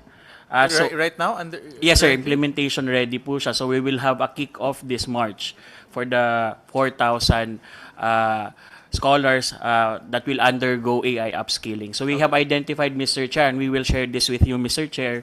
But the training regulations for ito, AI, creative industries, semiconductors, electronic manufacturing, and healthcare-related programs. The training regulations for these 5 are all Sir, ang nabanggit ko pong 4,000 na scholarship na pwede na pong i-deploy at i-implement ay AI pa lang po, Mr. AI pa Chair. lang siya. Yes po. Okay. But sir, we're also working on the implementation plan for creative industries, semiconductors, and healthcare. So for healthcare, Mr. Chair, we are also engaging very actively our industry board for healthcare, which is Unilab Education. And in fact, for the first round of consultations po nila, sila Dr. Joey Ochabe already did visit to, I think, Antique, to have also a understanding of the terrain on the ground, ano po ang implementation readiness ng mga institutions to deploy, deliver, conduct healthcare-related training such as pharmacy assistant services NC3, radiology assistant training. And also next week, actually, Mr. Chair, together with Unilab Education, our industry board for healthcare, we will be in Dumaguete to conduct also that consultation with the institutions there to determine implementation readiness. And the AI course, you say 4,000 is already available. Yes, Mr. And Chair. how's the take-up of the 4,000? So, Mr. Chair, last week po, we had authorization from the Secretary in our Execom for that kick-off. Our Scholarship Management Office has identified po the providers that could deliver these 4,000 slots. So ang mga specific po na mga courses that we have identified na merong implementation readiness ay yung data analytics, we have a Gen AI. So under AI may iba-iba pa? Yes po. So Mr. Chair, actually we classified our programs into AI core, AI adjacent, and AI augmented courses because we understand that there are jobs that are more vulnerable to AI disruption. Yun po yung mga AI core, really digital intensive, AI intensive jobs. Kaya po yun ang kailangang unahin, Mr. Chair. And how will our constituents apply to these 4,000 AI slots? Paano sila mag-apply? So another innovation, Mr. Chair, is the Skills Passport, the Digital Skills Passport that we launched in February. Ang Skills Passport po is a kind of a super app where all information, scholarship slots will be available. So that's one way, Mr. Chair, to promote this and disseminate the information that TESDA has this kind of training already. But we are already also mobilizing our regional and provincial offices, Mr. Chair, to intentionally and deliberately promote, market our AI upskilling courses. Yun po talagang i-market nila at mas pagtuunan ng pansin at oras para mas maraming mag-enroll or kung ano po ang allotted slots ay ma-fill in yung slots. And then because AI now is fashionable and people are really very interested in learning artificial intelligence, the application of artificial intelligence, also creating various applications for using artificial intelligence. So I'm sure a lot of people will be interested. And then, but the challenge now is the other priority sectors or other priority industries like creative, semiconductor, healthcare. Yun, wala pa yun. Yun pang ginagawa niya ngayon. Actually, sir, these are at various stages po of implementation. For semiconductors, we are very active in discussing implementation mechanisms with SAPI, with Dr. Dan Lachica, our industry board for semiconductors. Sa lahat po ng mga sectors na ito, Mr. Chair, we are also laying down pathways, packages.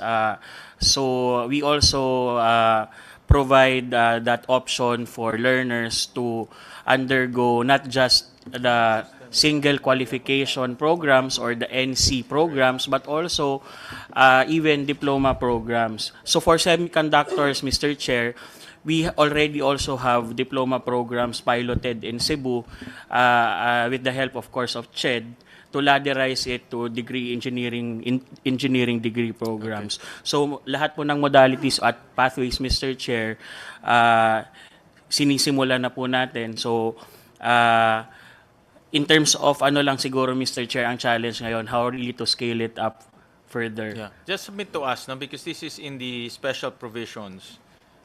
It's very clear here, the priority industries. Just submit to us a timetable on when these industries will be, when will scholarship be open related to these industries, no? Because that is connected to the 8 billion scholarship fund that was allocated to TESDA. No? So, and I remember during the public hearing, it was really meant to support those emerging sectors, no? AI, healthcare, semiconductors. No? So we want to make sure that the 8 billion primarily goes to those sectors. No? Yes, Mr. Chair. So, Mr. Chair, in terms of the timetable, this Q1, well, March, you could expect that there will be kickoffs already, and we will invite you, Mr. Chair, as our champion also to witness these kickoff programs and activities for this priority skills training. But for the others, Mr. Chair, mas makikita po natin sa quarter 2 yung Quarter two. pagsisimula. Okay, just submit to us the timetable lang. Yes, Mr. Para I Yes, just Mr. want to Chair. make sure that everything's moving along. No? Yes, Mr. Chair. And then there's also another big item in your list of scholarship, yung UACTEA for TVET diploma programs. This was discussed during the EDCOM with Chair Agrupis also. Is this UACTEA for TVET diploma programs? These are the typical 3-year programs. But I know that CHED is also accrediting and giving them free higher education, di ba? So, dalawang nabibigay. Like in the case of Valenzuela, meron kaming polytechnic school doon. Ang aming free higher education comes from CHED, not from TESDA. So, what's the difference between these two? Mr. Chair, ang diploma program po ng TESDA, it's really a separate program. Although, Mr. Chair, there are institutions, there are technical vocational institutions offering diploma programs that ladderize this. They have credit transfer mechanisms to higher education institutions.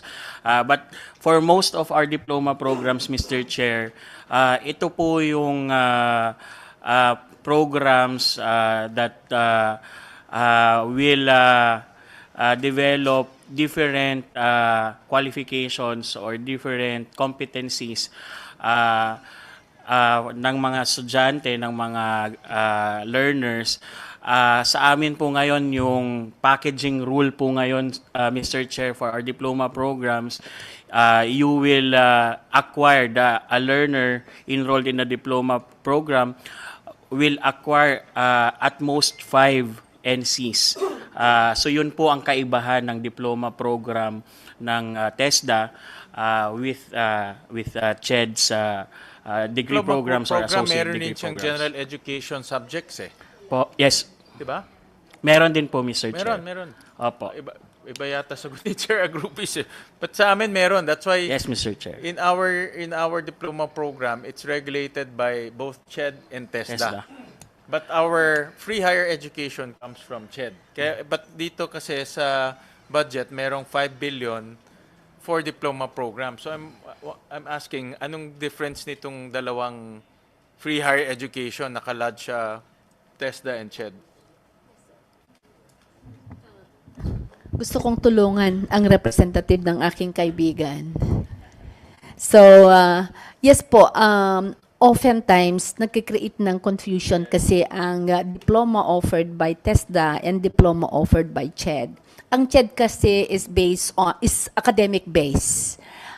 we focus on the principles and theories of the degree program. Although may outcome naman na tinitingnan. Si TESDA po ay skill-based siya. Skill-based siya ang kanyang diploma. That's the reason where the Philippine Quality Framework comes in now.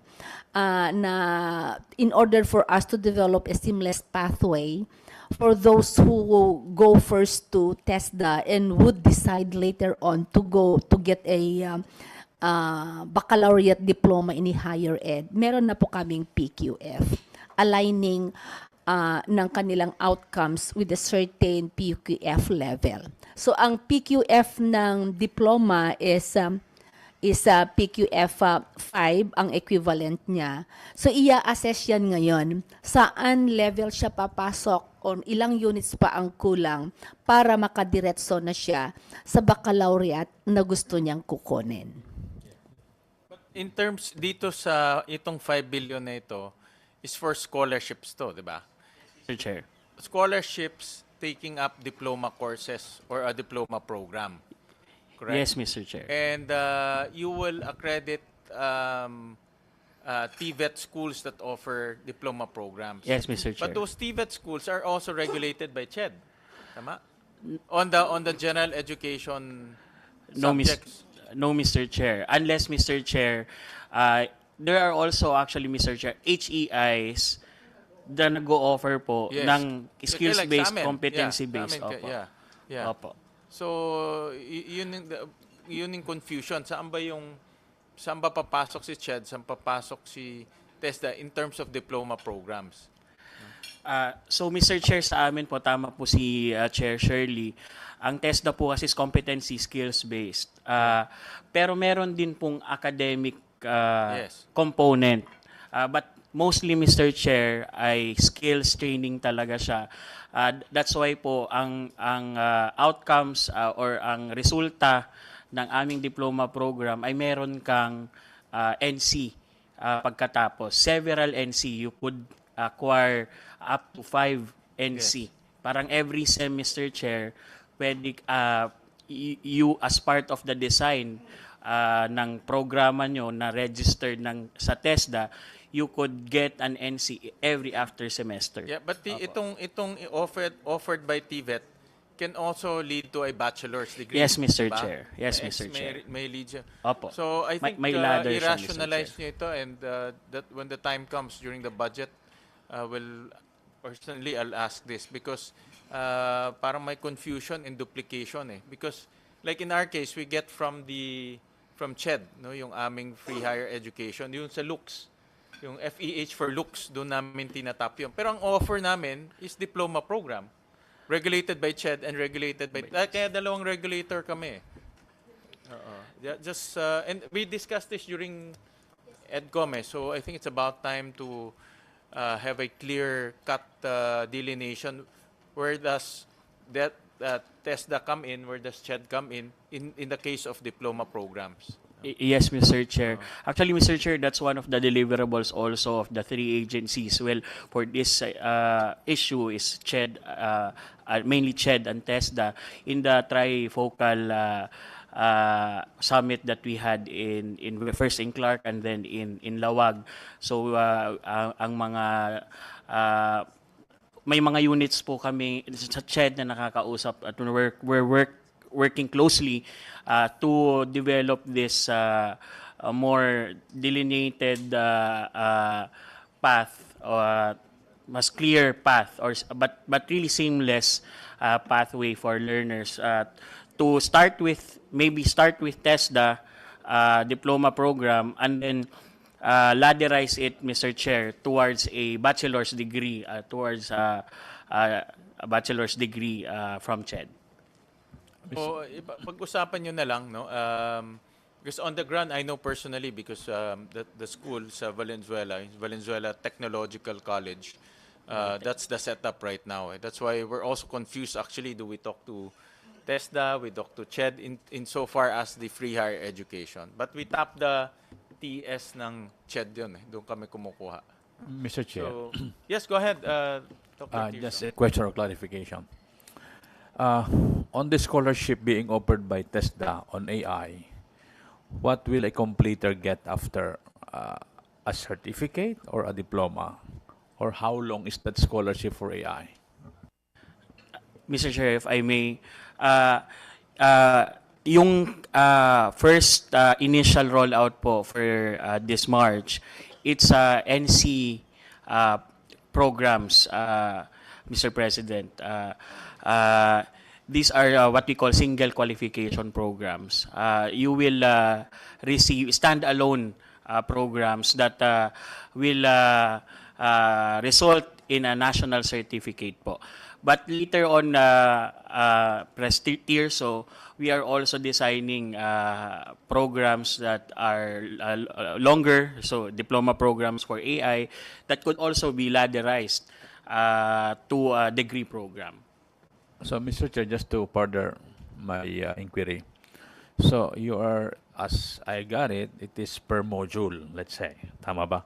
And every module, you will be given an NC certificate.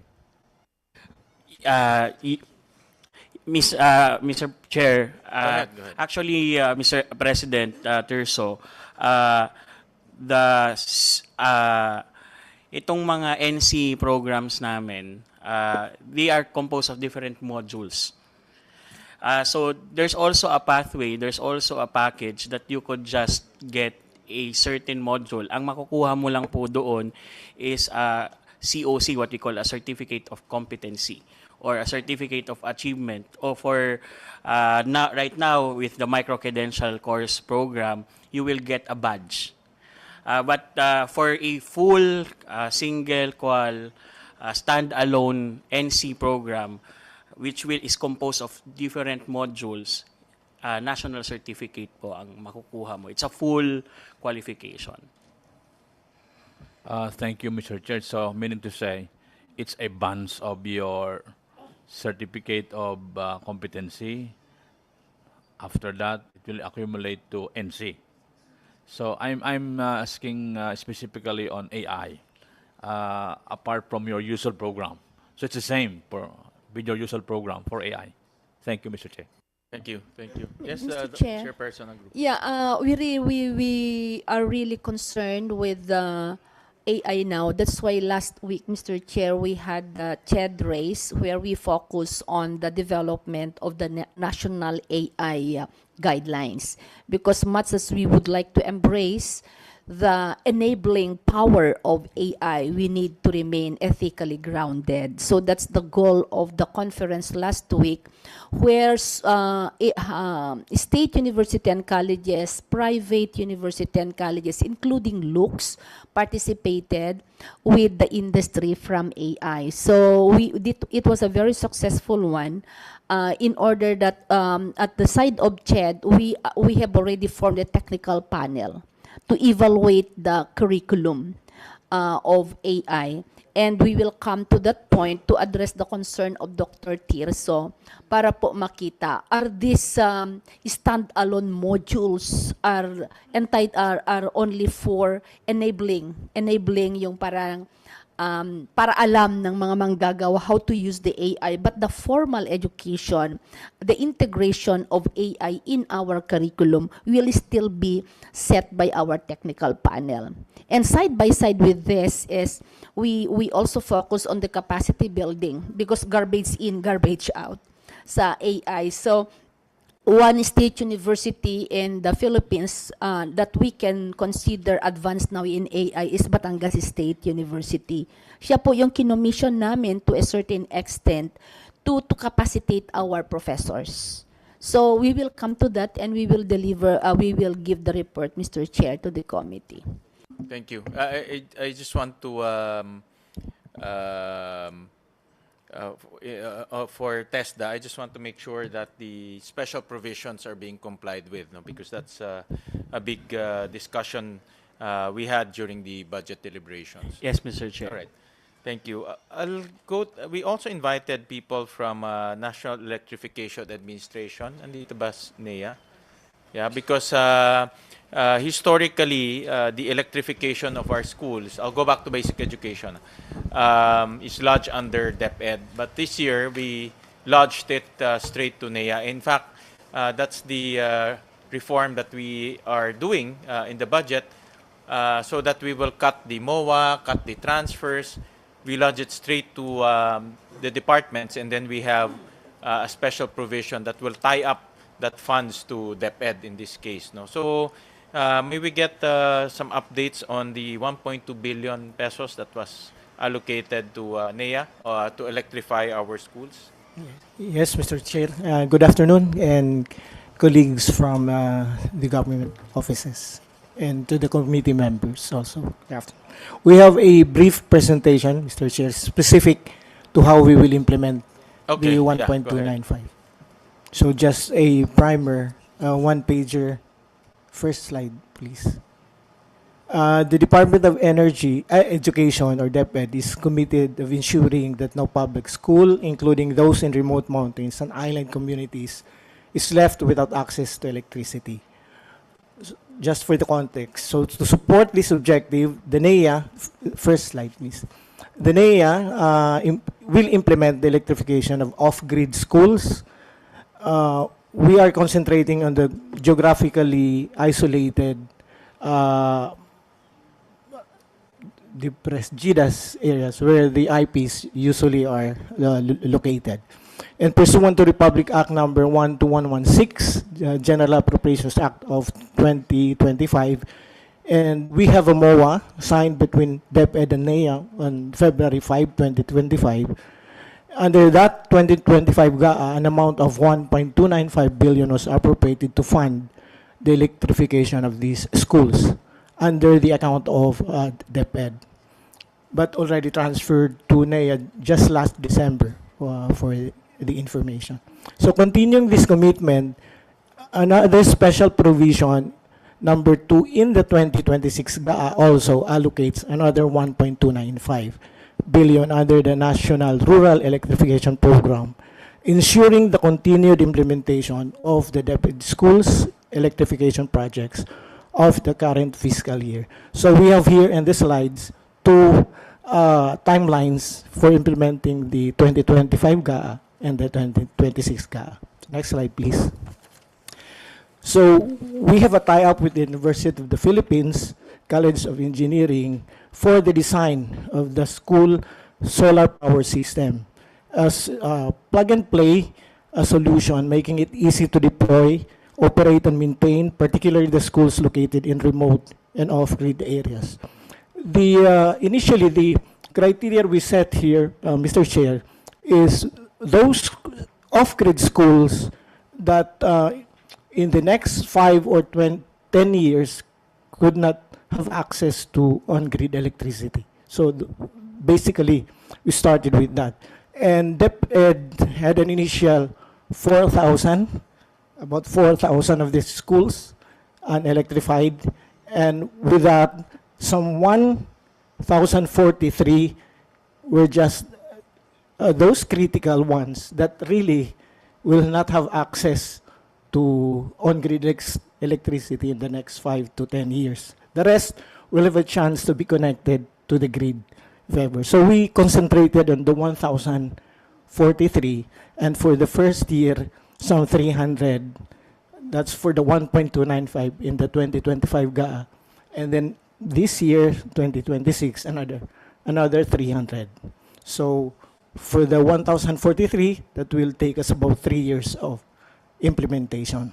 So each SSPS unit shall consist of a solar photovoltaic array with 4 kilowatt peak minimum capacity and minimum, and because the design is scalable, and an energy storage system with a 10 kilowatt minimum inverter power output, and which could produce 12 kilowatt hours minimum storage battery, and associated electrical and control wirings, including distribution panel. For the design, next slide, please. This is the scalable design. For a 1 to 3 classroom, we call it SSPS1, we will have a 1 unit of the SPS, or the solar power system, which will also include a 4 kilowatt peak PV panel. and a battery system. So the design would be a 1 by 10 kilowatt inverter and a 12 kilowatt hour battery. This is scalable towards going down. We have a 4 to 6 classroom, then we have a 7 to 10 classrooms design, and a 11 to 15 classrooms design, and a 16 to 20 classrooms design, and a 21 to 30 classrooms design. I will not go through each because it becomes too technical. Next slide, please. So initially, for the 2025 GAA, we were able to have this in 4 batches of 70 to 80 schools. Also, considering the number of engineers who will be who are assigned here, about 18 of our engineers are assigned in this implementation, collaborating with 2 technical engineers of DepEd for this implementation. So we have this in 4 batches, and according to how the documents were coming our way. The initial list, the list was determined by DepEd for the information of everybody, and then just validated by our electric cooperatives. Next slide, please. So this is what will happen for the 2025 GAA. The 2025 GAA started its conceptualization in December 2024. So, and then in February 2025, there was the MOA signing between DepEd and NEA. And then we had the pilot installation in June 2025, which pictures I will show at the end. Okay. Then in July, we had a publication of the terms of reference. Then the SARO, coming from the SARO for the 2025 GAA was approved in November 2025, and the money downloaded from DepEd to NEA just in December 2025. So that's why, although we had some activities, procurement activities prior to that, short of award, then in January, we started with the notice of awards and notice to proceed in February. Project implementation starts or will be completed in June for the 2025 GAA. You will notice that there will be an overlap as we go on, because we also intend that the 2026 GAA be completed within the same year. Next slide, please. So for the 2026 GAA, we already have cross-match or validated 177 schools, and the rest of more than 100 schools, completing the 300 more or less, are expected to be validated by the end of March. And there are 18, like I said, NEA personnel involved, and 2 from DepEd for the project monitoring and inspection in partnership with the electric cooperatives. Next slide, please. For the 2026 GAA, the validation is ongoing. Like I said, there are about 100 more remaining to complete the 300. We already have the 177. So by the end of the March, we are targeting that this will be complete for the 2026 GAA. And by April, we start with the procurement, and hopefully the SARO will come in so we can start with project implementation by July and finish it by the end of the year. So the project implementation usually takes about 6 to 9 months. So we have an overlap for both. Next slide, please. So here's the pilot project we did, which was done last June of 2025. So it's right now operating and being monitored. And actually, some of us will be going there again tomorrow to do some studies for further enhancement of the same. So I think that's the last slide. Thank you so much, Mr. Chair. Thank you, Engineer. Tinatanong ko kayo si Willie kung gumagana yung solar. May kuryente ba talaga? Opo, 24 hours. That's the first time we used May it, battery. yung solar. Yes, for That's schools. the first 2025 was the first time we used solar at schools. Pilot pa lang ito, Pilot pa lang Mr. siya. Chair, from donors, from the electric cooperative, and the NEA account. Okay, but for 2025, we did not use solar. Wala pa, sir. Now, we will be implementing now. 2025 is the traditional grid extension, grid connection. 2025 For schools? for schools, Sir? Wala pa. for the Hindi- electrification. For schools, not yet, sir. For 2025. We So will yung be traditional doing... nga, yung diba traditional there's pa. 1.2 billion 2025 to electrify schools, diba? Yes, sir. So that's the traditional grid connection. No, not yet, sir. We will, it's for the off-grid still, but we will just do the construction now, in No, March. for the 2025 budget Yes, yes. for schools. Yes, sir. How are the schools connected? How are the schools electrified? Also off-grid. Off-grid siya. By solar, using solar. Solar rin. Oh, Solar for solar. 2025. With batteries. The same, solar with batteries. Yeah, go ahead, Yusek. Please go ahead. We transferred 1.295 billion to NEA by virtue of a memorandum of agreement to implement the electrification in the last mile schools. Right. Okay. But all of these are for solar. Yes. They are actually off grid. Yes. And we tap the cooperatives, electric cooperatives in those areas Right. to implement the electrification, which is solar. Right, So the sir. 2025 is solar. Yes. The 2026 is also solar. Yes po. Kasi Okay. there are 1,000 plus, right? Yeah, I just would like to ask Senator, kasi Mr. Chair, kasi originally in the special provision, we would like to note whether the 1.295 billion also include the On-grid. upgrading of existing on-grid schools, because that was our original proposal in the GAA. Parang nawala yata. Kasi wala na po dun sa aming ano eh. Mr. Chair, the 2025 did not 2026, include... sir. 2026. 2026, it did include. So we can do, while we are validating now, we can do an on-grid. So the provision that Provides. it should include upgrading for existing on-grid Yes, it is provides. also possible. Yeah, yeah, Okay. it And that has provides. not been deleted in the special provision. It's Okay. there. So, Mr. Chair, I'd like also to request for, since this is a memorandum of agreement, Yes. the implementation, and we transfer the fund by check yung natanggap ninyo, right? I think, Diba? yeah. Chinekehan po namin yan.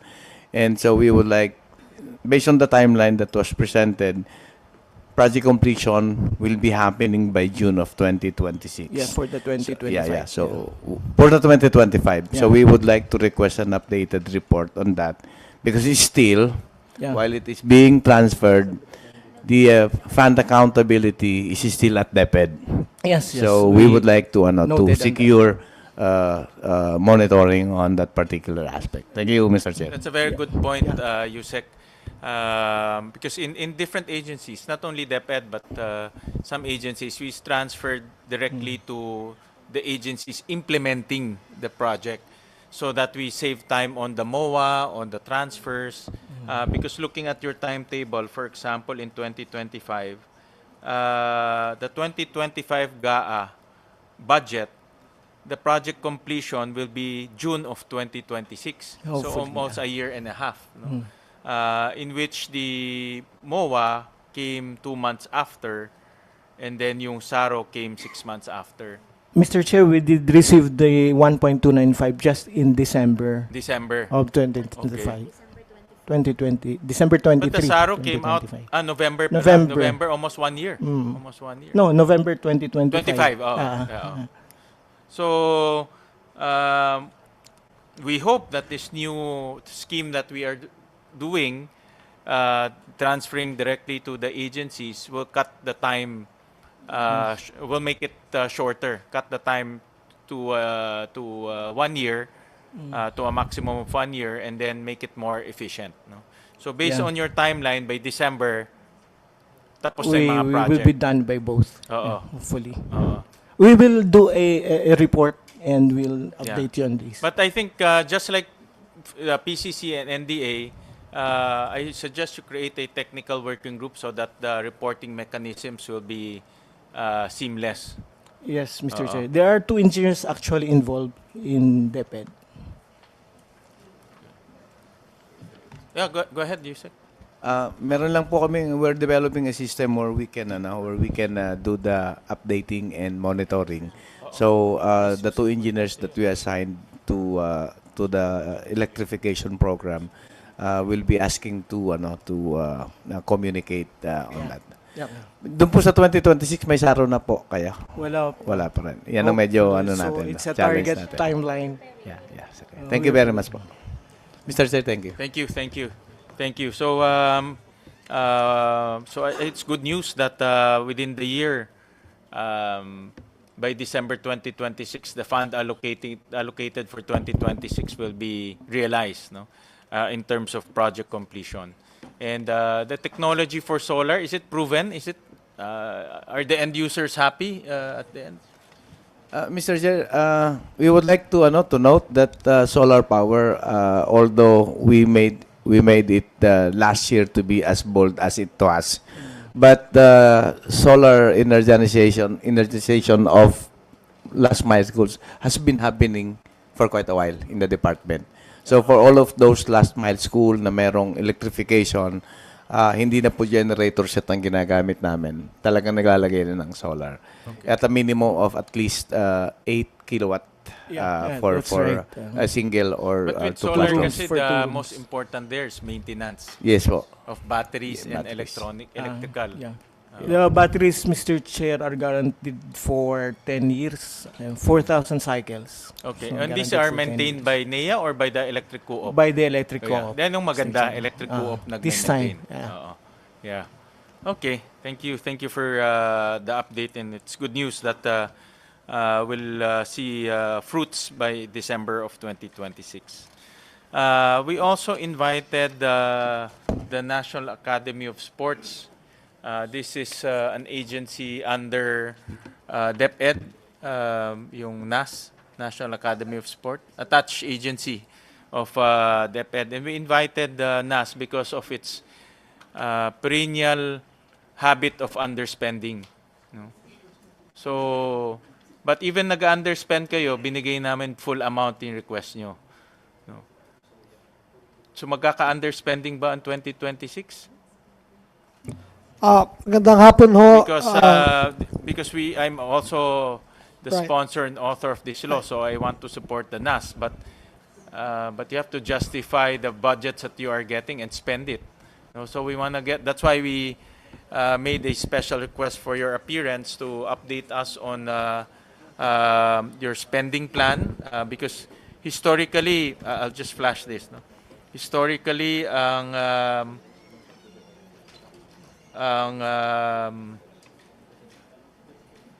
ito ba? Yes. Okay. Slide 52. Historically, it has low utilization rate, 18%, 19%, 50%, 35%. I understand it's a new entity. No? I understand you're building many things, but we also need to improve on our utilization and management. No? So can you give us an update on your spending plan? Maraming salamat po, Chair. Truth to be told, I just started the job at the National Academy of Sport yesterday. But you are very correct that history really tells us that there was an underspending. But for today, I'm confident that we will be able to show you, at the very least, how the appropriated 546 million for 2026 will be spent judiciously. So for this afternoon, I'd like to pass the mic to our planning division head, Mr. Francis Mendoza, to guide us in the presentation that we prepared this afternoon. Okay, go ahead. Thank you, Chair. I remember during the budget deliberation, I think under DepEd, this was a major concern. No? That's right. But we want to support NAS. Ako, I believe in NAS. That's right. But you have to help me believe in you. Or else Yes. magkakaproblema tayo. Yes, Mr. Chair. So I'm hoping that from today henceforth ay hindi ho magiging problema ng spending sa NAS. Thank you. So, Mr. Chair, good afternoon. I have the honor to present to you the National Academy of Sports. We're 5 years old, enacted through RA 11470 last June 9, 2020. And our main goal is to develop athletic skills and talents of students in world-class sports facilities at par with international standards. Next slide, please. So currently, we have 237 student athletes. 111 of them are female and 118 of them are male. On the next slide, you'll see the distribution of our student athletes nationwide and of the distribution of the focus sports that we have at the Academy for school year 2025-2026. On the next slide, our medal tally for 2025 of the two competitions that our students participated. In the previous year, we have already a total of 1,000, more than 1,000 medals in our cap. And as part of our commitment to not underspend and ensure that the operations of the Academy continues, on the next slide po is our commitment of the major spending program that we have for 2026. So for training and competitions, we have allotted 101 million. Then for our sports nutrition meals, we have 67.5 million. For the sports equipment and uniform of our student athletes, that's 21 million. A laboratory package for the implementation of our science programs at 18.6 million pesos, and the lease of our property, since wala pa po kaming dormitory where our student athletes reside, is at 57 million. Yun pong items on sports nutrition meals and yung lease po of the student athletes dormitory will be procured using competitive bidding and lease of venue, which will commence sa Q2 po of this fiscal year, because it's the start of the new school year for the National Academy of Sports. On the next slide po are our spending programs for items or spending which are below 10 million, which does not need approval from the, or which are mostly operational po, Mr. Chair, na hindi po kailangan ng approval ng aming Board of Trustees.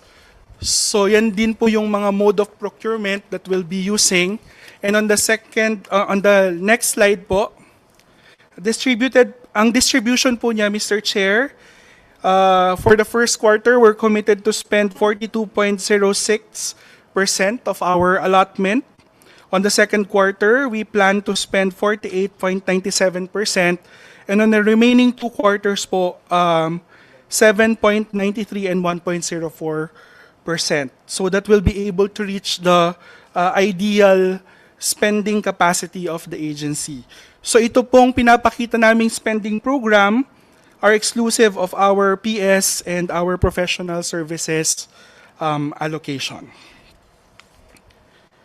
And on the next slide po, we'll be showing you our approved program outcomes for fiscal year 2026.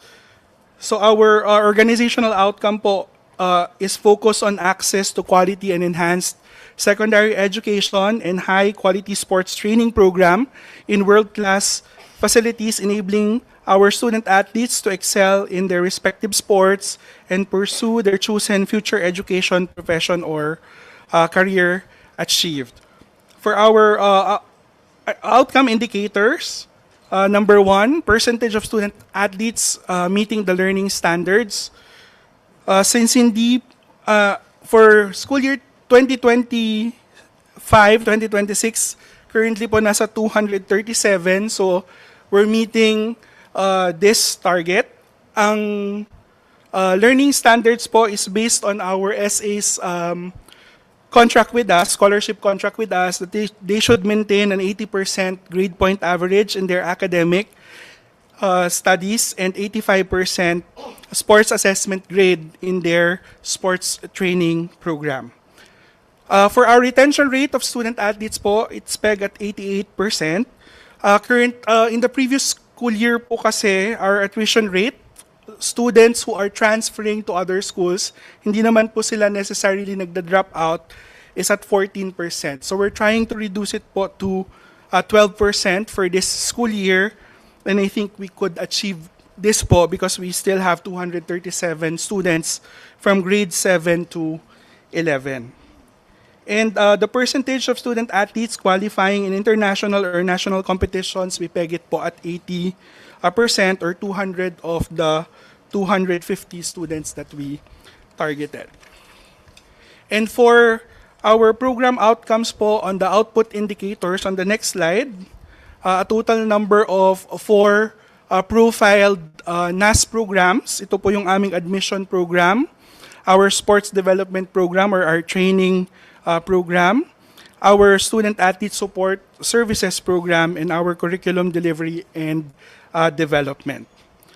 So our target po is 250 admitted or trained student athletes and 2 NAS campus sports facilities to be certified to international standards. So currently po yung 2 na ito are our athletic stadium and our aquatic center na ginamit po noong 2019 SEA Games sa New Clark City. So continuously po, NAS, on the next slide po is our monitoring and evaluation program. So we regularly conduct our program implementation review para po sa submission namin ng Budget Accountability Report and Agency Performance Review for submission to our Board of Trustees and the Department of Budget and Management. Dito rin po namin minomonitor, Mr. Chair, yung aming spending capacity for each quarter to be able for us to comply with our spending capacity. And we're currently developing po our online data collection and management tool, which is under my division. And included din po on the next slide is our compliance to the Transparency Seal Program. Ito po yung makikita sa nas.edu.ph/transparency. So ito po yung transparency board ng mga agencies. And moving forward po, we already have an approved policy on the establishment of our regional campuses, satellite branches, and partner schools. It was approved by the Board of Trustees last December 12, 2025. We're refining po some of the provisions and comments by the board in the final output of our policy. And dun naman po sa Sports Integrated Secondary Education Program, we are at the phase po of public consultation and our final review with our Bureau of Curriculum Development of the DepEd dun sa pag-implement po namin ng curriculum. And lastly po, we are already on the finalization stage of our sports development program.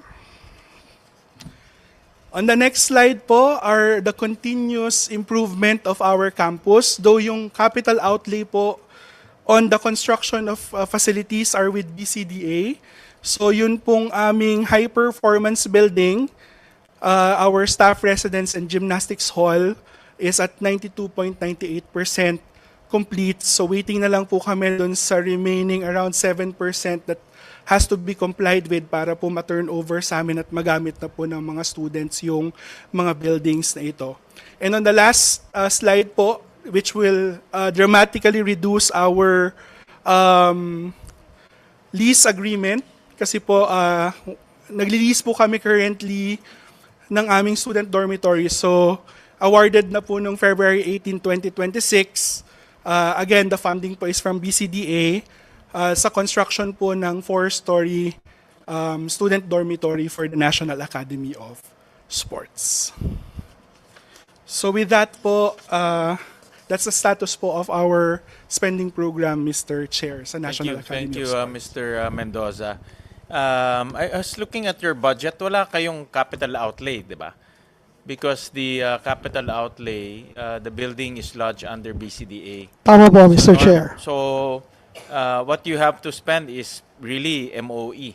No? Tama po, Mr. So Chair. that's why there should be no more reason for the underspending. Yes, sir. Because MOE is easier to spend. Yes, sir. As presented earlier, maigastos naman ho ito ng maayos ngayong taon ng 2026. Okay. And then how much is your continuing? May continuing pa yan eh. I'm sure malaki pa. 77 million po yung minana galing 2025. Okay. And then that's already programmed. Meron ng Opo, meron ng program integrated into the 2026 spending na po. Okay. And based on your spending program, you'll be able to spend this 487 million in MOE. That's correct, Mr. Chair. Yeah, that's in tandem with the capital outlay. Tama po, Mr. Sige. Chair. All right, sige. Just be reminded because this is always a problem. But I think we've learned the ropes. I think wala nang yung learning curve because you've been there for 5 years already. So there should be no more reason for the underspending moving forward. That's correct, Chair. Having said all of these things, please expect a more generous funding request for next year po. Thank you. Tingnan natin. It depends on how much you spend. Actually, initially this was cut by DBM. Alam niyo yan, di ba? Your original NEP was cut by your original request was cut by DBM. No? Dito 'yun.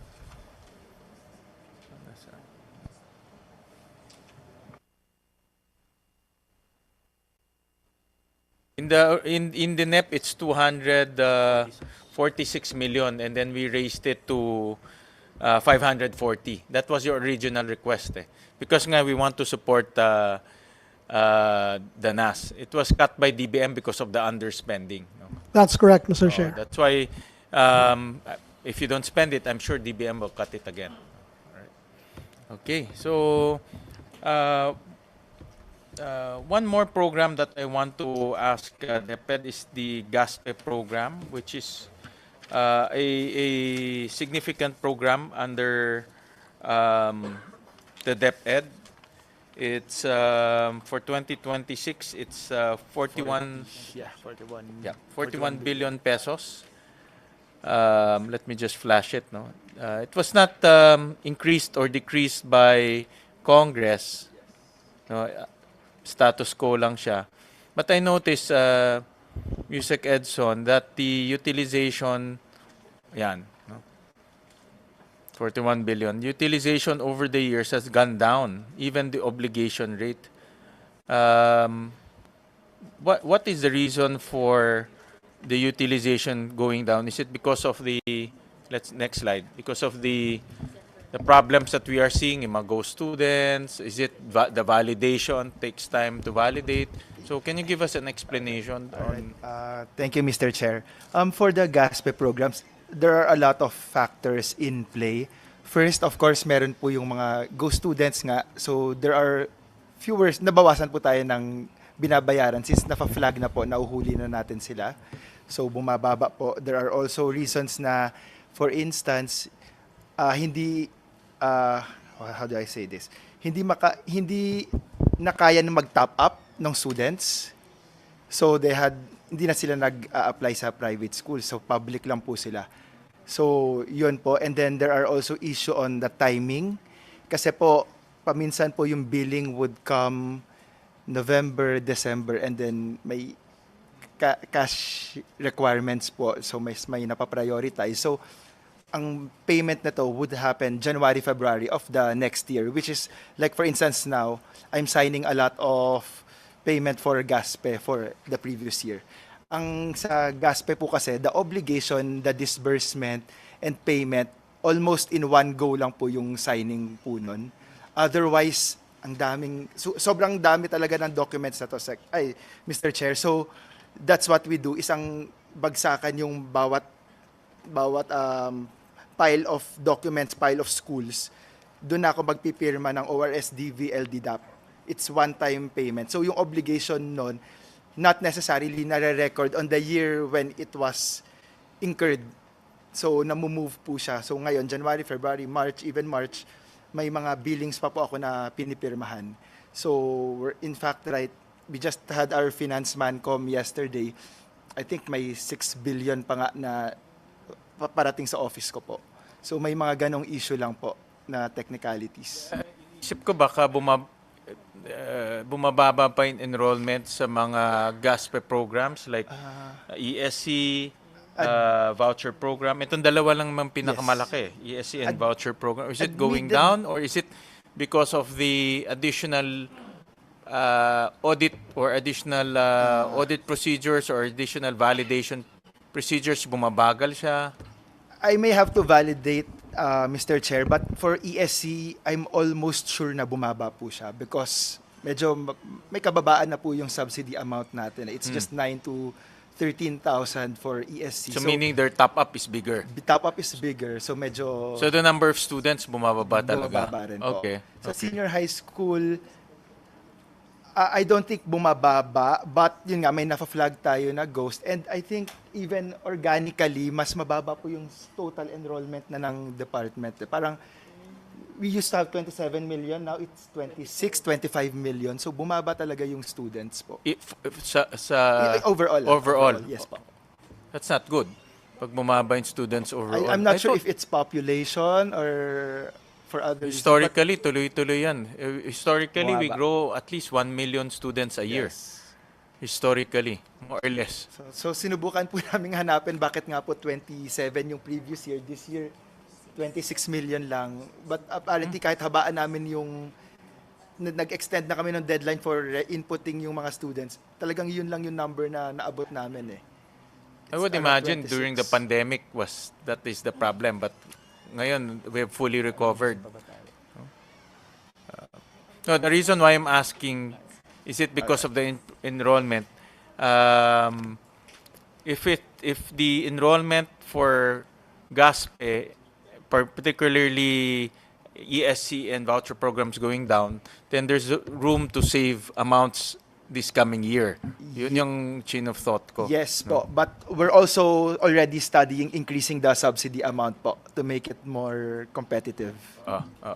Yeah, admittedly, the subsidy has not been raised for a very, very long time. No, yun yung isang problem kaya no one is availing, especially in the congested schools. No? Yes po. Even though you target the congested schools, but if the top up is too much, wala rin. They won't move. No, they won't move. Correct. Okay. And actually, yun nga po, the GASPE program is also one of our approach to address yung classroom shortage natin. Yeah. So it's one of our levers. Correct. So if the school year is 2026 to 2027, you start paying at the end of 2027? So mid-year of 2027? October, November, December, around of 2027. 2026 this year. If at the school year is 2025-2026, school year 25-26. Mga October 2025. Ang start ng payment. Ang payment for the first semester. Ang payment po kasi natin, Mr. Chair, is just one time for both sems. That's why we do not want for 1 year. For 1 year po. That's a problem if the student will drop out. Yes, yan po yung na-flag namin. That's why we have a lot of monitoring na po ngayon. I think there are 5 monitoring, including end of the school year or second semester. So in other words, we're paying in advance. Late for first sem, but in advance for second semester. Advance for second sem. Yes. But if the student will drop out or transfer, second sem. We request, actually yun nga po, under our guidelines, we are requesting for refund for the whole year. But with the revised guidelines to be issued, we're doing parang prorating kasi kawawa naman po yung private schools natin who really taught, di ba? Yeah, tsaka administratively, ang hirap niyan. And while we want to do per semester, Mr. Chair, ang dami lang talaga ng documents if we do it. Yeah. Yun na lang talaga gagawin ko. Initially kasi it was a semester basis eh. Yes. Kaya there's the budget before there was a timing issue before. Right, no? right. A timing issue before. Okay. But what is the reason? Yun ang ano ko, what is the reason why its utilization is going down? Actually, it's not. Kung October ang payment for that 1 year, October ang start, but it's really ongoing kasi more or less every file na pinipirmahan ko na ganyan kakapal, that's just 10 schools. And then ang dami, ongoing lang talaga. Since October last year, pumipirma pa rin ako ng GASPE up to this year. No, And so- not because of the mabagal or may validation, cash issues, mga ganong matters. kasi nakita pababa siya eh. Pababa siya eh. So, we need to resolve this matter, especially the amounts are not small, no? Yes. But ang naririnig ko because of our hearing sa GASPE is because of the admin side, the validation side. Yes. No? It's an offshoot of because of this Mas mga strict go na. students naging mas mahigpit. Yes, In po. other words, maraming validation nangyayari. But in terms of the per student physical count, I don't think it's substantially that lower naman po. It's more of time recording lang po, timing. Kasi nga po, Mr. Chair, the budgeting natin po is as calendar year and then ito po school year tapos towards the end na. Paminsan po admittedly ang GASPE, ORS disbursement and the LDDAP for that na push back siya because we have to pay other obligations din po. So yun po yung nangyayari. So most hindi pa- likely hindi- magre-reflect yan sa next year. So hindi pa sigurado October nababayaran. Minsan lumalampas pa. May mga nababayaran na October but karamihan talaga lumalagpas. Kaya Kaya bumababa. siya. Yes, but Kasi not- that is for the year. Yes po, but it's not necessarily substantially bumaba po yung nag-avail po nung ating program. Can you look at the admin side? Baka Yes po. may problem because my goal here is to Yes. improve. Of course, hindi lang kayo, no? Lahat. Yes. To improve utilization, flag agencies on low utilization rate kagaya Yes ng po. NAS, no? For instance po, Mr. Chair, I think if I'm not mistaken, if we look at the GAA of 2024, I think nahabol siya last year, almost 100% na utilize po yung funds nun. If we're looking at GAA on the GAA basis, kasi nga po, tumatawid talaga yung payment namin dyan. Pag tumawid siya, it's not recorded eh. Opo, yes. It's not recorded. Ibig sabihin recorded siya pero mababa. Mababa, correct, Mababa correct. siya. Nagagamit naman. Yes. Na-utilize. It's just the utilization. That's true, that's Kasi true we po. operate on although 2-year ang ating validity, but obviously we want to, lalo na pag Correct. MOE, we want to use it 1 year. Yeah, yes po. And the peculiarity po talaga sa GASPE, sabay-sabay po ORS disbursement and the payment. Unlike other programs na una yung obligation lang natin. So technically in a sense obligated if you look talaga at the siya. graph, parang pareho siya eh. Mm-mm. No? It has the same behavior. Yes. Kasi sabay lumalabas Kasi eh. sabay sila, yes. Oo. Yeah. Analyze nyo na lang to, USEC, because again, pagdating ng budget season, I'm sure Definitely. this will come out again. Yes. So everyone will be asking this, but we want to see improvements in the utilization. Yes. Look at your administrative side, and if there's room to make it more efficient so that we raise these amounts. I remember before, hindi ganito. I remember 90 mataas plus before. percent. 90 plus 90 eh. plus, yes, yes. Oh, 90 plus. I'll get the historical, but I remember before when we because I tracked the DepEd budget. Yeah, like 97 to 99% yan eh in the except for this year and last year.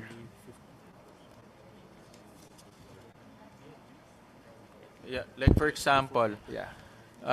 in 2023 is 88%. Yes. 2022 93%. 2021 100%. So meaning that's the same year na babayaran. Yes. So there must be nagkaroon ng problema eh. Prior to 2022, it's almost 100% every time. Eh. Yeah.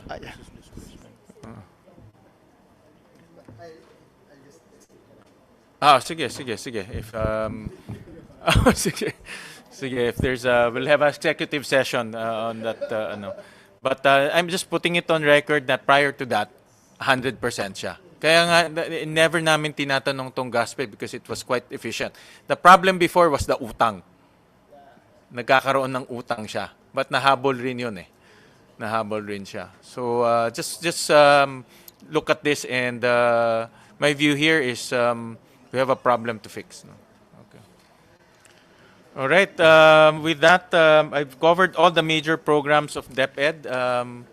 Hindi ko mako-cover lahat. Abot tayo isang linggo sa dami.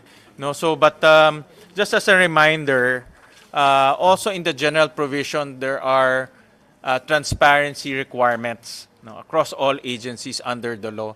So, make sure that we practice the transparency requirements. Beyond the transparency seal, kanina nakita ko in DepEd meron bukas project bukas, so upload as many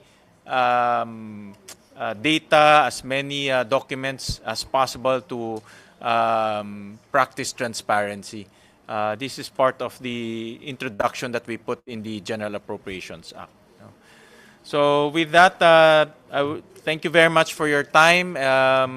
Maraming salamat. Feel free to send us documents related to spending.